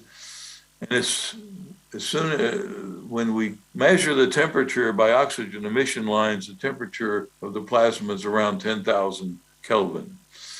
And the plasma is confined in the water at a very high pressure, 10 gigapascals. And so a shock wave ensues. Spits out beautiful nanoparticles, mixed metal nanoparticles of the oxyhydroxide catalyst that we want. And miraculously, these nanoparticles are all the same size. Their sizes can be controlled completely by the laser pulse width and the laser pulse energy. If we want quantum confined, very small nanoparticles, we use low energies. For example, in cobalt oxide, if we want to make a cobalt oxide 1 or 2 nanometer catalytic system, we use a 30 millijoules per pulse laser pulse. If we want to make bigger particles, we use more energetic pulses. We can control the size with the pulse energy. The real, and these cobalt catalysts that we make are quantum confined. So instead of being black, as bulk cobalt oxide is, they're yellow. They're tiny and yellow, and they have many catalytic edges, and they're really great water oxidation catalysts because they have so many catalytic edges, many more than in cobalt oxide. But the real power of the system is to make mixed metal catalysts, like iron nickel ones, or iron nickel titanium, or iron nickel titanium and lanthanum, depending on what we put in the solution. And the three champion ones that we've made that make water oxidation catalysts that are extremely efficient, 100% Faraday efficiency for water oxidation, and they're robust. They run for weeks without any degradation. These are the three champions. And they look like this on the left side. They're layered double hydroxides with iron and nickel at the edges. In order to interrogate the mechanism, to figure out the mechanism, we made the move of taking them out of water and putting them in acetonitrile, where we can do electrochemistry. We can oxidize and nautically polarize the system so we can make iron 3 to 4, 4 to 5, and 5 to 6. And then the nickel one stops at nickel 3. So in the highest oxidation state we have an iron 6, nickel 3 catalytic center, which we can do in situ vibrational spectroscopy to see what the active center is. And it turns out to be a cis dioxo iron 6 center with a characteristic vibrational signature in acetonitrile. In order to show that it's the catalytic active center, we can drop water on it and make oxygen and quench it. We can repolarize it back to the cis dioxo active site, drop water on it again to quench it, back and forth, back and forth, back and forth to show that the iron 6 oxo is the active center. We can also do Nussbauer spectra to show it's the active center. You can see in the right-hand panel, up in the upper right, a tiny quadrupole doublet that's attributable to the iron 6 cis dioxo, which is quenched again if we put water drop, oxygen. And there's a telltale near our emission sign for a triplet state cis dioxo, which has a excited state singlet, which emits near-infrared light. And we can see this characteristic signature of a cis dioxo triplet iron in the near infrared emission lines. So we know that we're pretty sure this is the mechanism. The mechanism is cis dioxo internally converting to a side bonded peroxo. We published, and then off to oxygen. We published this in Joule, and our paper apparently is too technical to some people to read. So Holger Dow in Germany, who's a prominent researcher in this field, told us, Harry, your paper is too technical. I'm going to explain it so somebody can actually understand it. And Holger Dow wrote a paper in Chem and published and showed how our mechanism maps with the S states, famous S states in photosystem 2, going all the way up to the S4 double prime state where our system makes oxygen. We're greatly indebted to Holger Dow to explaining our work to the general audience. So what does this all mean? Well, it means there are three water oxidation catalyst mechanisms that are now well established. The first one is triple bonded iron oxo that couples to a hydroxide to make the O bond. This is the ruthenium type system catalyst.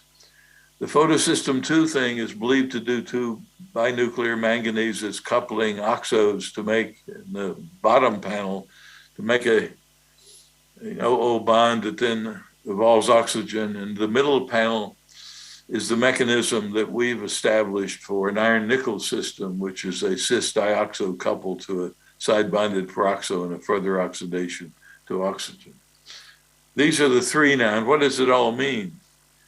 Well, it means the following: it's enormous global impact of solar water splitting. Because in the future, we're only going to have 3 molecules to work with: water, CO2, and nitrogen. These we'll have forever, and we'll have sunlight forever. And we're going to replace fossil fuels with 3 molecules in sunlight: water, CO2, and nitrogen. Out of CO2, we're also going to make methane. So we'll have these 4 molecules: methane from CO2 and the others, water from seawater. And out of these, with sunlight, we're going to make all the materials and food and fuel that we've been making with oil, gas, and coal, namely hydrogen, methanol, ethylene. Fuels and materials: ammonia. It means we're going to replace the Haber process with a solar-driven cathode, custom cathode for nitrogen reduction to ammonia.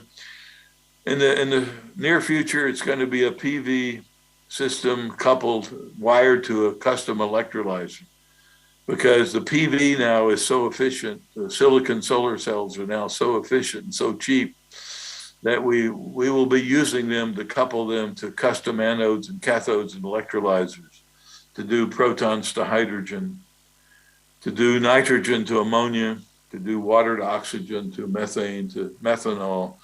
These are the main reactions we'll be running. And by the way, this isn't pie in the sky. We're running some of these reactions right now with PV electrolyzers in California. So we're going to see more and more of this as electrons from sunlight become cheaper and cheaper.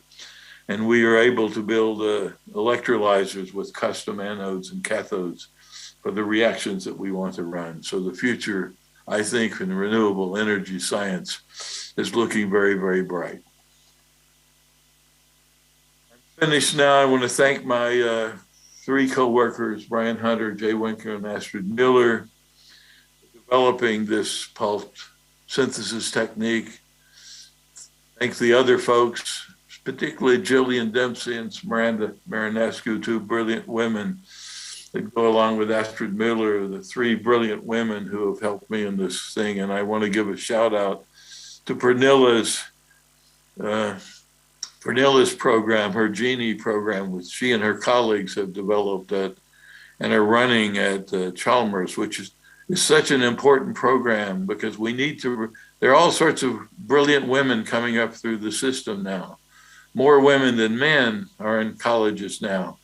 They're brilliant women that we need to recruit to STEM subjects, to science and engineering. And Pernilla and her colleagues are doing this. Genie at Chalmers, and I'm so proud of what they're doing, and I want them to continue. So finally, I'm very, very honored to be an alumnus of Chalmers, and I thank you very much for your attention.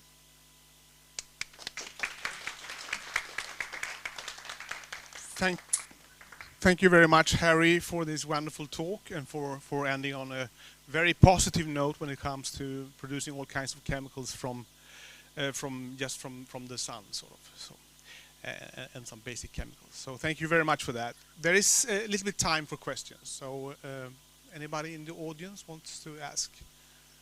Yes, please. I hand over the mic then. Thank you very much, Gary, for your interesting talk. I have very maybe unusual question. So we've been actually out of sun here in Gothenburg for 3 days. What kind of solution do you have to suggest to Gothenburg in Sweden? Well, I suggest that we need to store all the sunlight in the summer in Sweden in batteries have arrays of solar cells and store the electrons in batteries, and have a big battery system that you can then run in the winter when you don't have the sunlight. But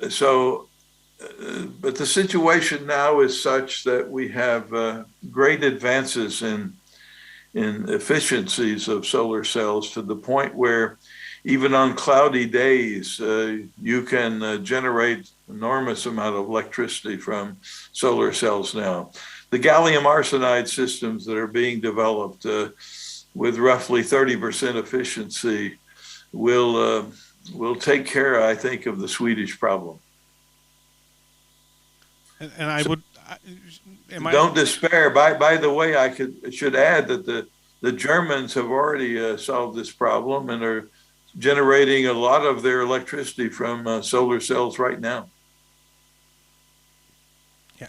So thank you very much for that answer. I mean, the fact that we are going to make fuels is, of course, also going to help a little bit from the cloudy day to the sunny day. So that's the whole purpose. Yeah, well, of course, the answer to the question, of course, is storing the sunlight, storing the energy when we do have the sunlight, storing it either in batteries or storing it in the fuels that I've been talking about, generating the hydrogen and oxygen that we can run back through systems to make electricity back when we want it. So storage of the solar energy is the key problem for anybody who has some light sometimes, but not all times. And we don't have it at night, so we have to store it during the day and run it back in batteries or whatever we have. By storing it, we can run it back and get the electricity when we want it. This is what we're going to be doing. This is what we're doing now. Thank you, Harry. Any quick questions? Anything from the chat? No? Okay. So I think in the interest of time, people are also dressed up here for having dinner. I'm sorry that you're not here, but so we have a time sort of to keep. So thank you very much for this wonderful lecture and for being with us. And again, congratulations for your honorary doctorate. We are. Thank you very much, Boo. Thank you.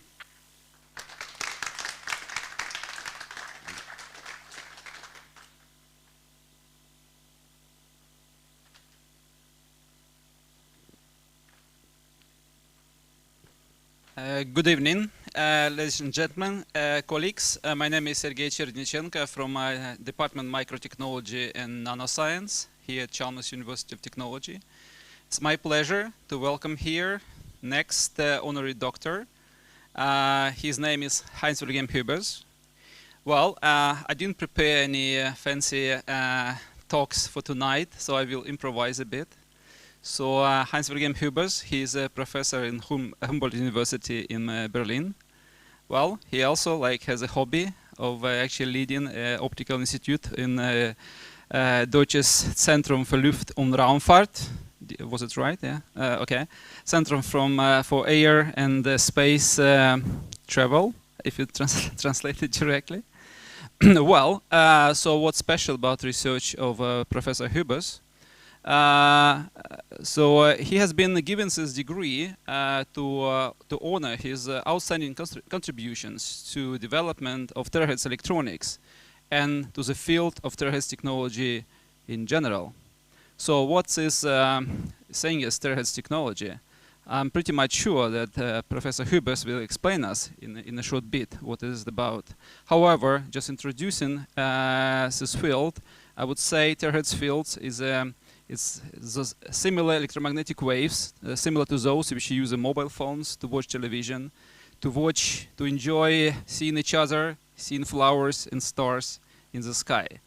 Although, they swing as quickly as 1 trillion times per second, changing electrical field in directions. That's what's special about terahertz fields. Terahertz waves are utilized to sense atoms and molecules very far away in the universe. They utilize actually to discover terrorists with hidden explosive items. They utilize to detect cancer and so on and so forth. So actually I started at Chalmers in 2000, and the group led by Professor Eric Kohlberg has already been in collaboration with a group of Professor Hubers, who was not professor at that time, I believe, yet. He was much younger and leading a research group of developing terahertz sources and detectors. It's not that as trivial as even those LEDs which we have enjoying now in all rooms. So what is what's the exact contribution of Heinz-Wilhelm Hubers? So well, I again spare a bit of time and just mention a few of them. Some of the let's say, remarkable and known application, terahertz waves, is application within astronomy. And here we have a few astronomers who can actually enjoy utilizing instruments developed with a big contribution of Professor Hubers. Those instruments are on board of airplanes like Sofia. It's an airplane operated in joint venture between NASA and DLR. It's a big telescope like ALMA, one of those telescopes which actually managed to deliver the outstanding picture of the black holes. It's telescopes flying in space, on the balloons, and so on and so forth. So thank you very much, Hans Vergem, for your great work. And I still hope that our joint ventures in this technology will continue, and we will actually reach maybe other planets, not physically, but using terahertz waves. So I would like to welcome you here and for your presentation.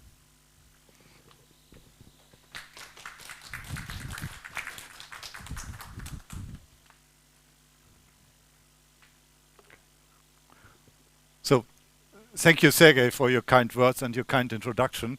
Ladies and gentlemen, dear colleagues, first of all, I would like to take the opportunity to thank you, my colleagues from the University of Chalmers, for this great honor and awarding me this honorary doctorate. It's really a great honor, and it's a pleasure for me to receive it and to give you this presentation today. Okay, here we go. So the topic of my presentation today is terahertz technology for space applications. Professor Chernyshenko already introduced terahertz, so I don't have to say too much. Basically, it's a wavelength range between mobile phones and the infrared heat radiation. And the typical wavelengths are 100 micrometers. That's the diameter of a human hair. And the problems is that we don't have real good amplifiers as we have in standard electronics because the frequency is much too high. On the other hand, optics, like infrared optics, also doesn't work. So it's a very special spectral range, and people say it's the least explored spectral range which we have. And before I come now to the actual topic of my talk, I would like to look a little bit back, and Professor Chernyshenko already mentioned that. The cooperation with Chalmers started about more than 20 years, maybe 25 years ago. And I just looked for our first joint publications. It's in a conference proceedings on terahertz electronics in 1998, and in a conference proceedings of space terahertz technology, also 1998 or 1999. And that's basically the topic of our cooperation since then, here with Chalmers. And I also would like to mention one person, it's Professor Eric Kolbeck. He actually started this cooperation when I was a postdoc at that time at German Aerospace Center. So he did a great job introducing me into terahertz electronics also here at Chalmers. And I was very, very pleased when I learned that Chalmers named the laboratory after him. And was a right move. And he's really a great scientist of whom I learned a lot. So I really thank him that he introduced me here at Chalmers. And ever since then, we worked together on various topics of terahertz electronics for space. I will come at the end to the most actual things, but right now I would like to switch gears a little bit, and I go to Sofia, the Stratospheric Observatory for Infrared Astronomy. That's a NASA DLR research aircraft, a Boeing 747 with a 2.5 meter telescope in the back. And we, with colleagues from Max Planck Institute and University of Cologne, have developed a so-called heterodyne spectrometer for this aircraft to do astronomy with this. And later on in my presentation, I will show you that we can also do very valuable atmospheric research with these aircraft. And here you see our instrument or parts of our instrument. So the telescope is at ambient temperature at flight altitude. So it's cold and windy, and we work in the back here under normal, aircraft conditions. Normal in this case means for the astronomers here in the audience, it's like operating a telescope under conditions of a mild earthquake and a strong heavy wind or storm. So it's completely different from everything you usually handle in the lab or even on normal telescopes. It's a much more quiet environment because everything is vibrating and shaking, of course, in the aircraft. It's a Boeing 747. Most of you have experienced that one. And there's a heavy wind because of the wind flow across the telescope here. So this is just a very, very simple sketch of how the technology works. We don't have real direct amplifiers at terahertz frequencies. That's a problem with it. And so we do this by having two key components. One is a mixer and one is a local oscillator. And here's the signal from the, let's say, astronomical object. And the local oscillator frequency and the signal are at terahertz frequencies, and the mixer has only one task, to build the difference frequency from these two sources, from the local oscillator and from the signal, the the astronomical signal. And this signal is at a few gigahertz, basically mobile phone frequencies, for example. And this you can then amplify with more or less high-end standard electronics. And so there are two key components. One is the mixer and one is the local oscillator. And now, as a mixer, we use so-called hot electron bolometers. That's a tiny piece of superconductor which switches between normal and the superconducting stage, basically with the speed of the difference frequency. And I don't want to talk too much about this one because you have an expert here in the audience. And this technology has been basically pioneered by Chalmers University by Professor Cheretnichenko, because he and his group, and Eric Kolbeck, Professor Kolbeck, developed the hot electron bolometric mixer for ESA's Herschel Space Observatory. That was one or maybe even the largest space observatory, the largest ESA mission ever built, or one of the maybe three largest ones. That's one thing. And the other one is a local oscillator developed in my institute. That's a tiny piece of semiconductor laser. It's sort of most complicated semiconducting structure which one can make. Is a sandwich of about 1,000 layers of gallium arsenide, aluminium gallium arsenide, each a few angstrom, few atomic layers thick, in total 10 micron thick. And you see this one, and this is grown by colleagues at the Paul Drude Institute. And we integrate the whole thing into this a bit larger thing, which is the local oscillator. And having shown this, I would like to go to some of the results, and I will show you examples from astronomy, planetary research, and atmospheric research. And I start here to explain in a very few words why terahertz is so important for astronomy. What you see here is basically the life cycle of a star. The star is created from huge, hundreds of light years in diameter dust clouds in the interstellar medium, and under their own gravity they condense, and in the end they get so hot in the core, these dust clouds, that they form a star. That's in very simple words how a star is formed, very, very simple words. And the key is that basically at all steps of the star formation, including planetary formation, terahertz photons are very important. You can diagnose these processes by observing the terahertz light.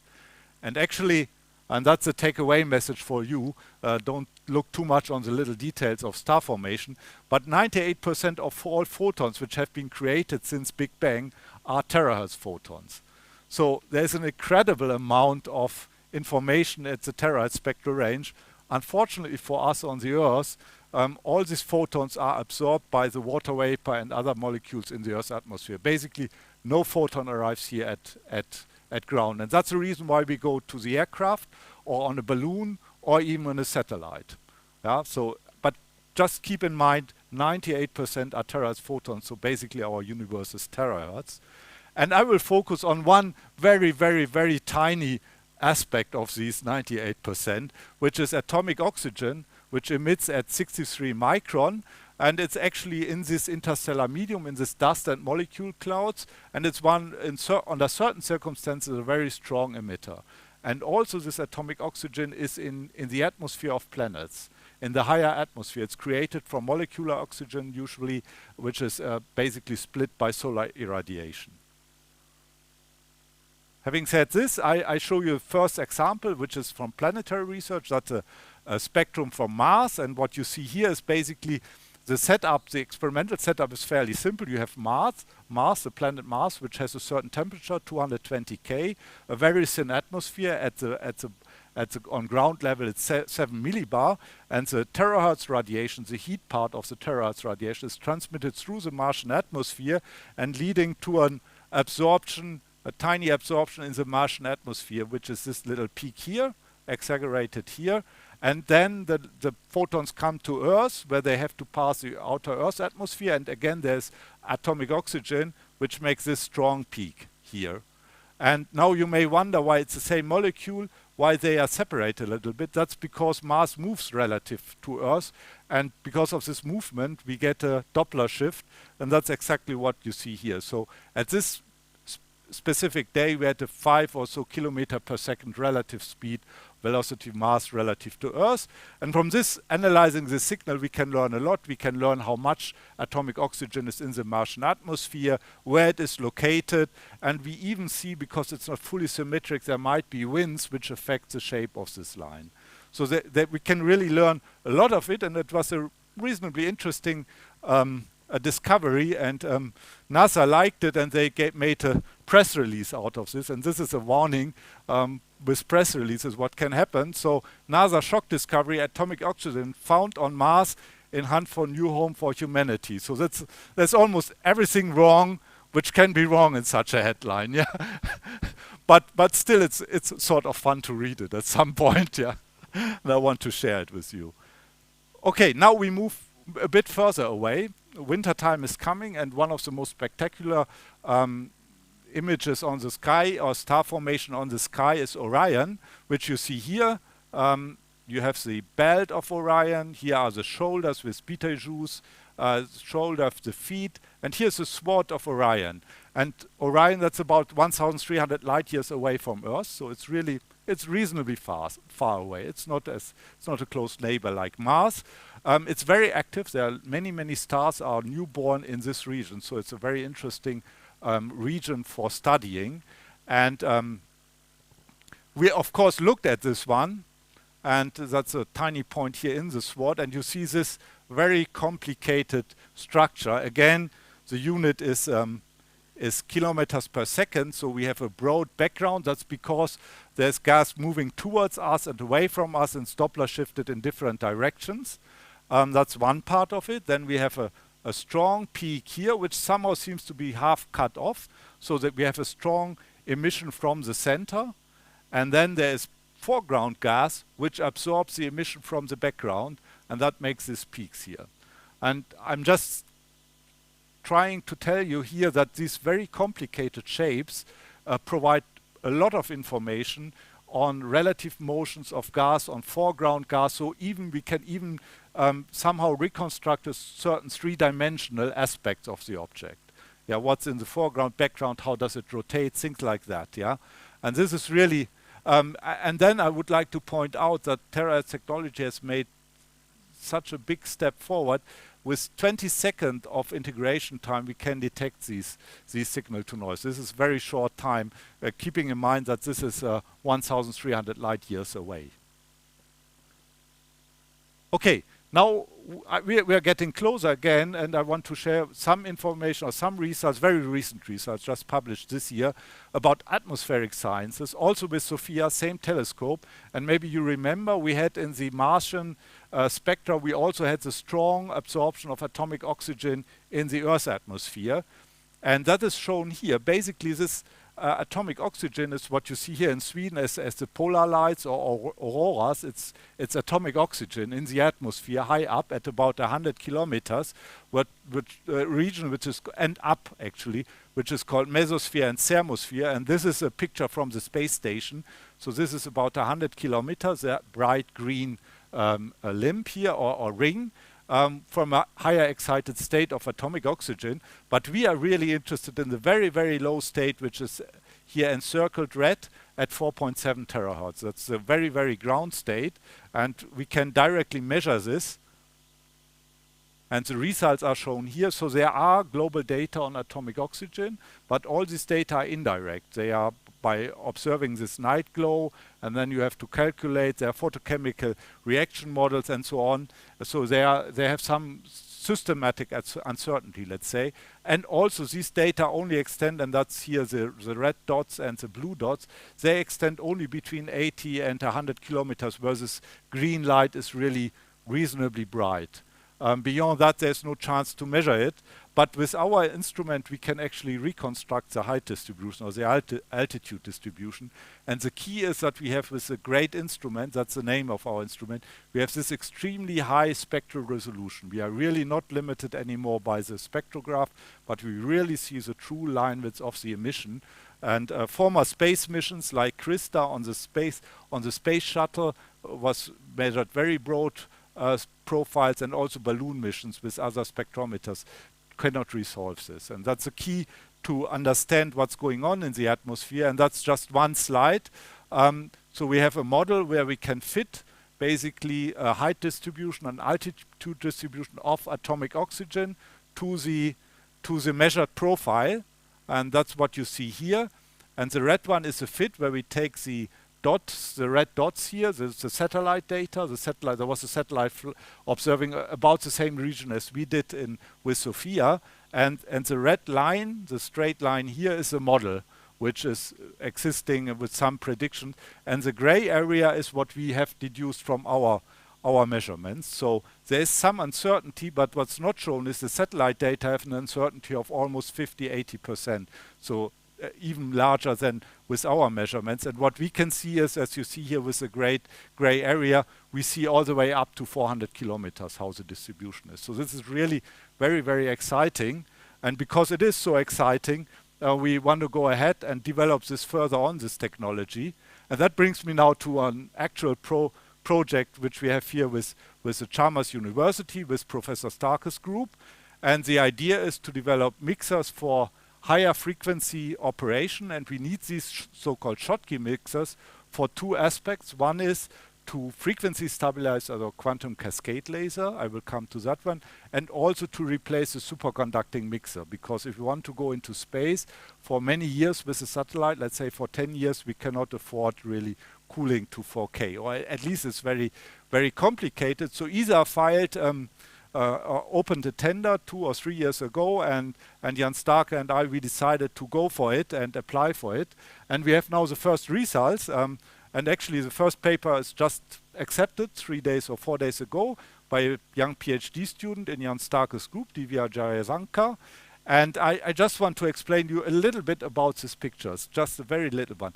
On the top left, you see this 100 micron bar. So this has been done, is a Schottky diode fabricated in the MC2 in the nanotechnology cleanroom lab here at Chalmers. And you see that's 100 micrometer wide. Look at the scale bar. And all the things here are much smaller. They are on a 1 micron, 2 micron scale.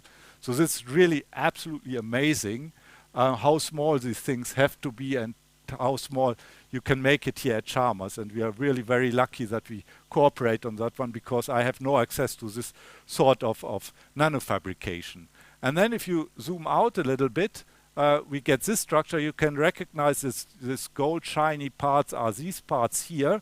And the scale bar here is about 0.5 millimeter to 1 millimeter on a very thin membrane. It's this very, very tiny fragile piece, which is then integrated into this metal blocks, which have a scale of about 1 centimeter to 2 centimeters.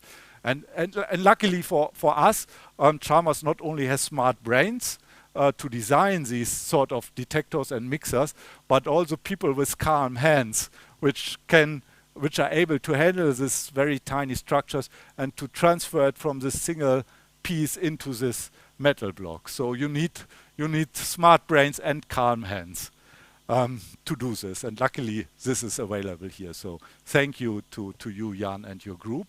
I would also like to mention another development which is very interesting for astronomy, where we can afford cooling of detectors, because ESA has a lot of experience to develop 4K cooling in space.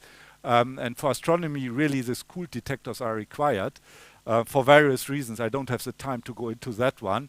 And I just want to say there's a very interesting effort by Professor Cheretnichenko and Professor Kubatkin here at Chalmers and Samuel Lara Avila and their co-workers on graphene-based mixers and detectors. So that might be another way of tackle not the atmospheric part, but of tackling the astronomy part. And we actually just filed or submitted a proposal to EU, and hopefully it will be selected. And this is now really a very fresh result, what we measured at DLR at my institute with the Schottky mixers from Chalmers. I don't want to go into this scheme of how everything is arranged. I think it's too complicated for this time of the day. But what I want to say is it involves, of course, Chalmers for the harmonic mixers, but also it involves the Omnisys company here at Gothenburg. They did a very important contribution as they provided a terahertz radiation source which is fed into this harmonic mixer, and then from our side we provide the QCL, which is in this little cooler, and this is the device built by Omnisys. Here is in front is the mixer developed by Omnisys and Chalmers, and with this one, and I don't go into the details, I just show you the result, which is more or less fresh from the lab.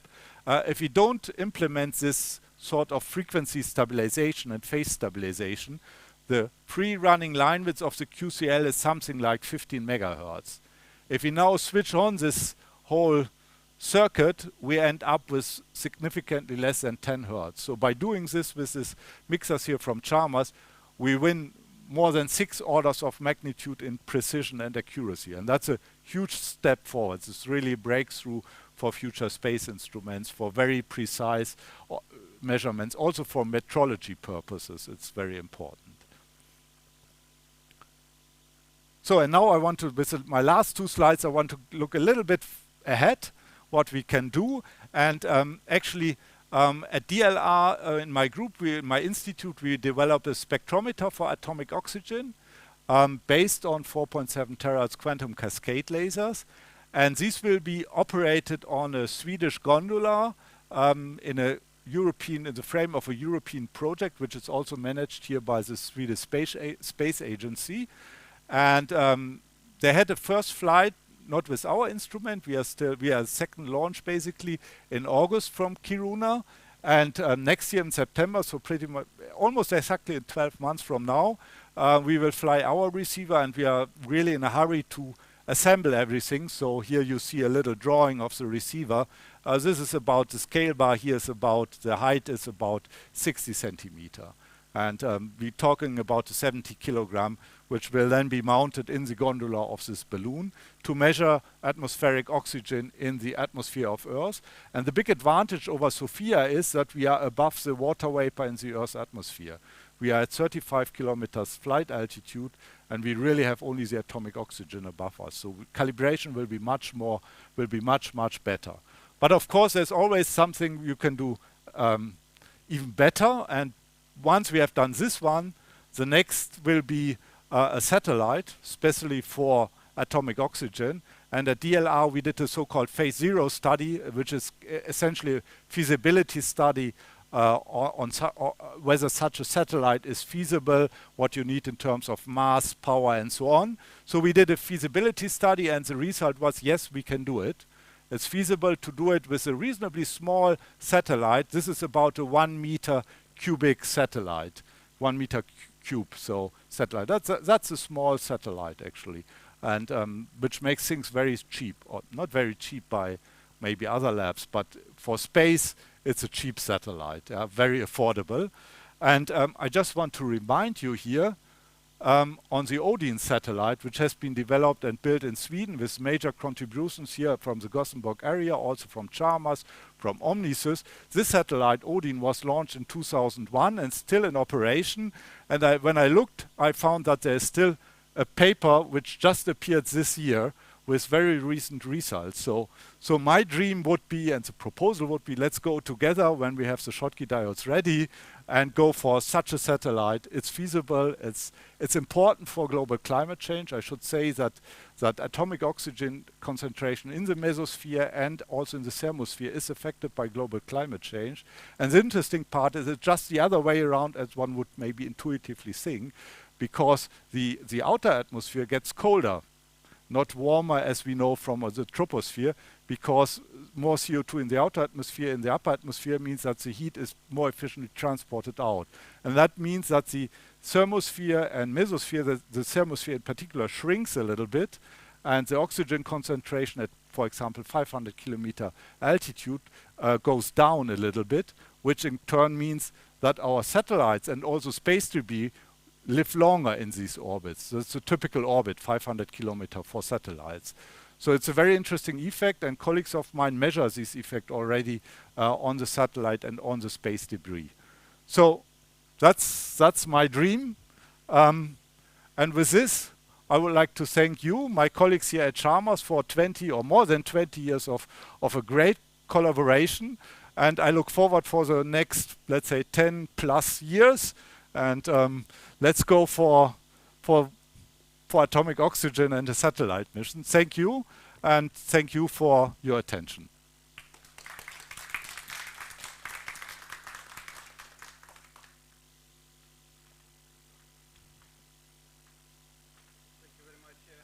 For your very exciting presentation. It just once again reminds us that great work can be done only in cooperative efforts. So we have to unite between universities, companies, between countries and continents, perhaps.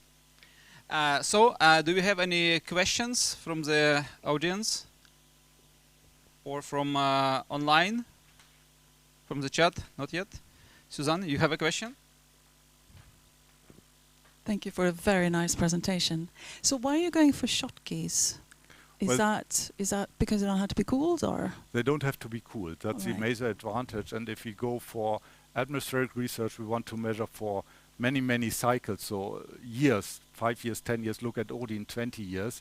And that's with coolant, that's complicated at least. And it's also prohibitive for the small satellites. So that's a major reason. And also if you think in a different direction, which I haven't talked or presented here, if you want to go to other planets like Mars or so, also cooling is not really an option.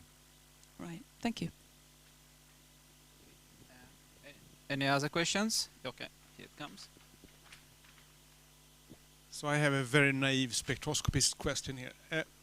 I mean, what is the difference? Is there a difference? And what is the difference between far infrared spectroscopy and terahertz technology, what you talked about? Well, the difference is from what community you come and at what age. So I'm pretty sure Professor Kolbeck would more talk about far infrared spectroscopy. Astronomers also talk about far infrared and sub-millimeter actually, while there's a younger generation who is talking more about terahertz. It's a more, let's say, fashionable expression. Yeah, there's no fundamental difference. Yeah, it's the same thing. Any other questions? Oh, Andre. So this is super cool technology. I was wondering if you can say a bit more about application on Earth. So Sergey mentioned briefly, detecting certain explosives. Yeah. If you can say a bit more about that and how much your research applies to that. Well, we had actually also here with Chalmers a project funded by EU. That was the first EU project in the frame of security research. I think we were selected 2004. Actually, it was a preparatory action, and the proposal was to build a terahertz scanner for detecting hidden objects under clothing. And we could make the first steps, and unfortunately, we didn't get follow-up funding, but I got German funding with other German teams in Germany, and we could show that it's indeed possible with a let's say, an instrument of this size to detect hidden objects in 20-meter distance. It didn't find its way into applications because this is pretty much governed by official regulations, and you all know now the scanners at airports, which are at very low terahertz frequencies, let's say, or maybe millimeter waves or sub-millimeter waves. Yeah. But in principle, it's feasible, definitely. Okay. Jan, do you want to say something, please? Okay, so I'm a little bit curious, where do you see the most urgent need for improvements when it comes to terahertz technology to make your dream possible? Well, the most urgent one is to get the fundamental Schottky mixers. Yeah, I know that. We discussed that. No, I think I mean, you have to distinguish between the different applications, yeah? And I would say from a viewpoint of atmospheric sciences and also planetary sciences going to other planets with missions, the most important one is to get really room temperature mixers, to formulate it a bit broader, room temperature mixers with decent sensitivity or ambient temperature without active cooling or passive cooling. That I would say is the most important one. All other parts are more or less have a very high technological readiness, but here we are on a very low level. That's the most important.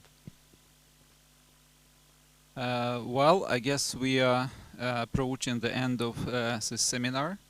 So thank you very much, Heinz Vergem, for your presentation and taking all those questions. Thank you very much. Thank you, Sergey. Thank you.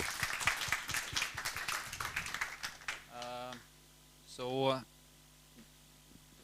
going to hand over to me. Yes. So Susanne Altom, please. The microphone is yours. Thank you. So my name is Susanne Altom. I am the chair of the Faculty Senate here at Chalmers. And I want to start with just congratulating all our honorary doctors. It's really wonderful to see you here. Stefan Bengtsson mentioned at the beginning of these seminars that you were appointed because of your excellent scientific skills and for your importance to Chalmers, of course. And I think in the presentations that we're now seeing, the excellence of your science has been very well demonstrated. There have been spectacular presentations.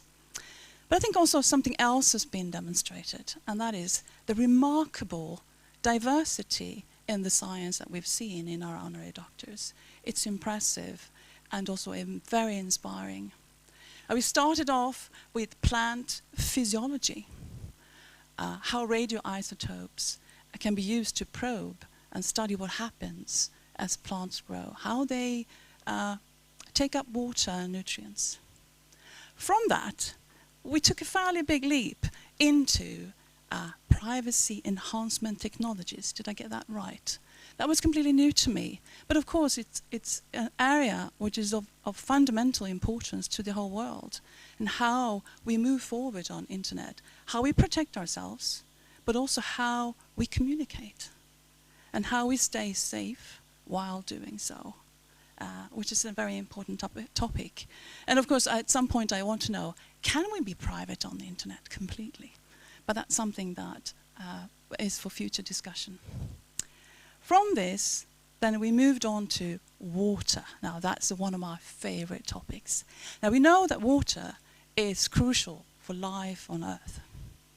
Today, we've also learned that water may be a solution to how we can have clean energy, which is quite spectacular.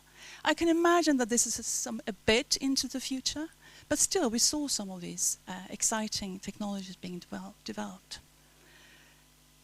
Water is also something that we are interested in space, and that we can study with terahertz technology. And we saw the very recent developments in how we can use terahertz technology, not only to study, of course, our own atmosphere, but also to move out into space and study other planets and star formation in our own galaxy, but also, at least I hope, in other galaxies. So water then had this fundamental importance, both for clean fuel, but also for our understanding on how the interstellar medium, that is the stuff between the stars out there, is evolving, and how stars can form. We are honored to have you as our honorary doctors. Thank you for being an extended part of our faculty. Thank you for helping us making this university even more exciting and interesting and rich and diverse than it already is. We are looking forward to continue our collaboration with you and basically aim for the stars. Thank you.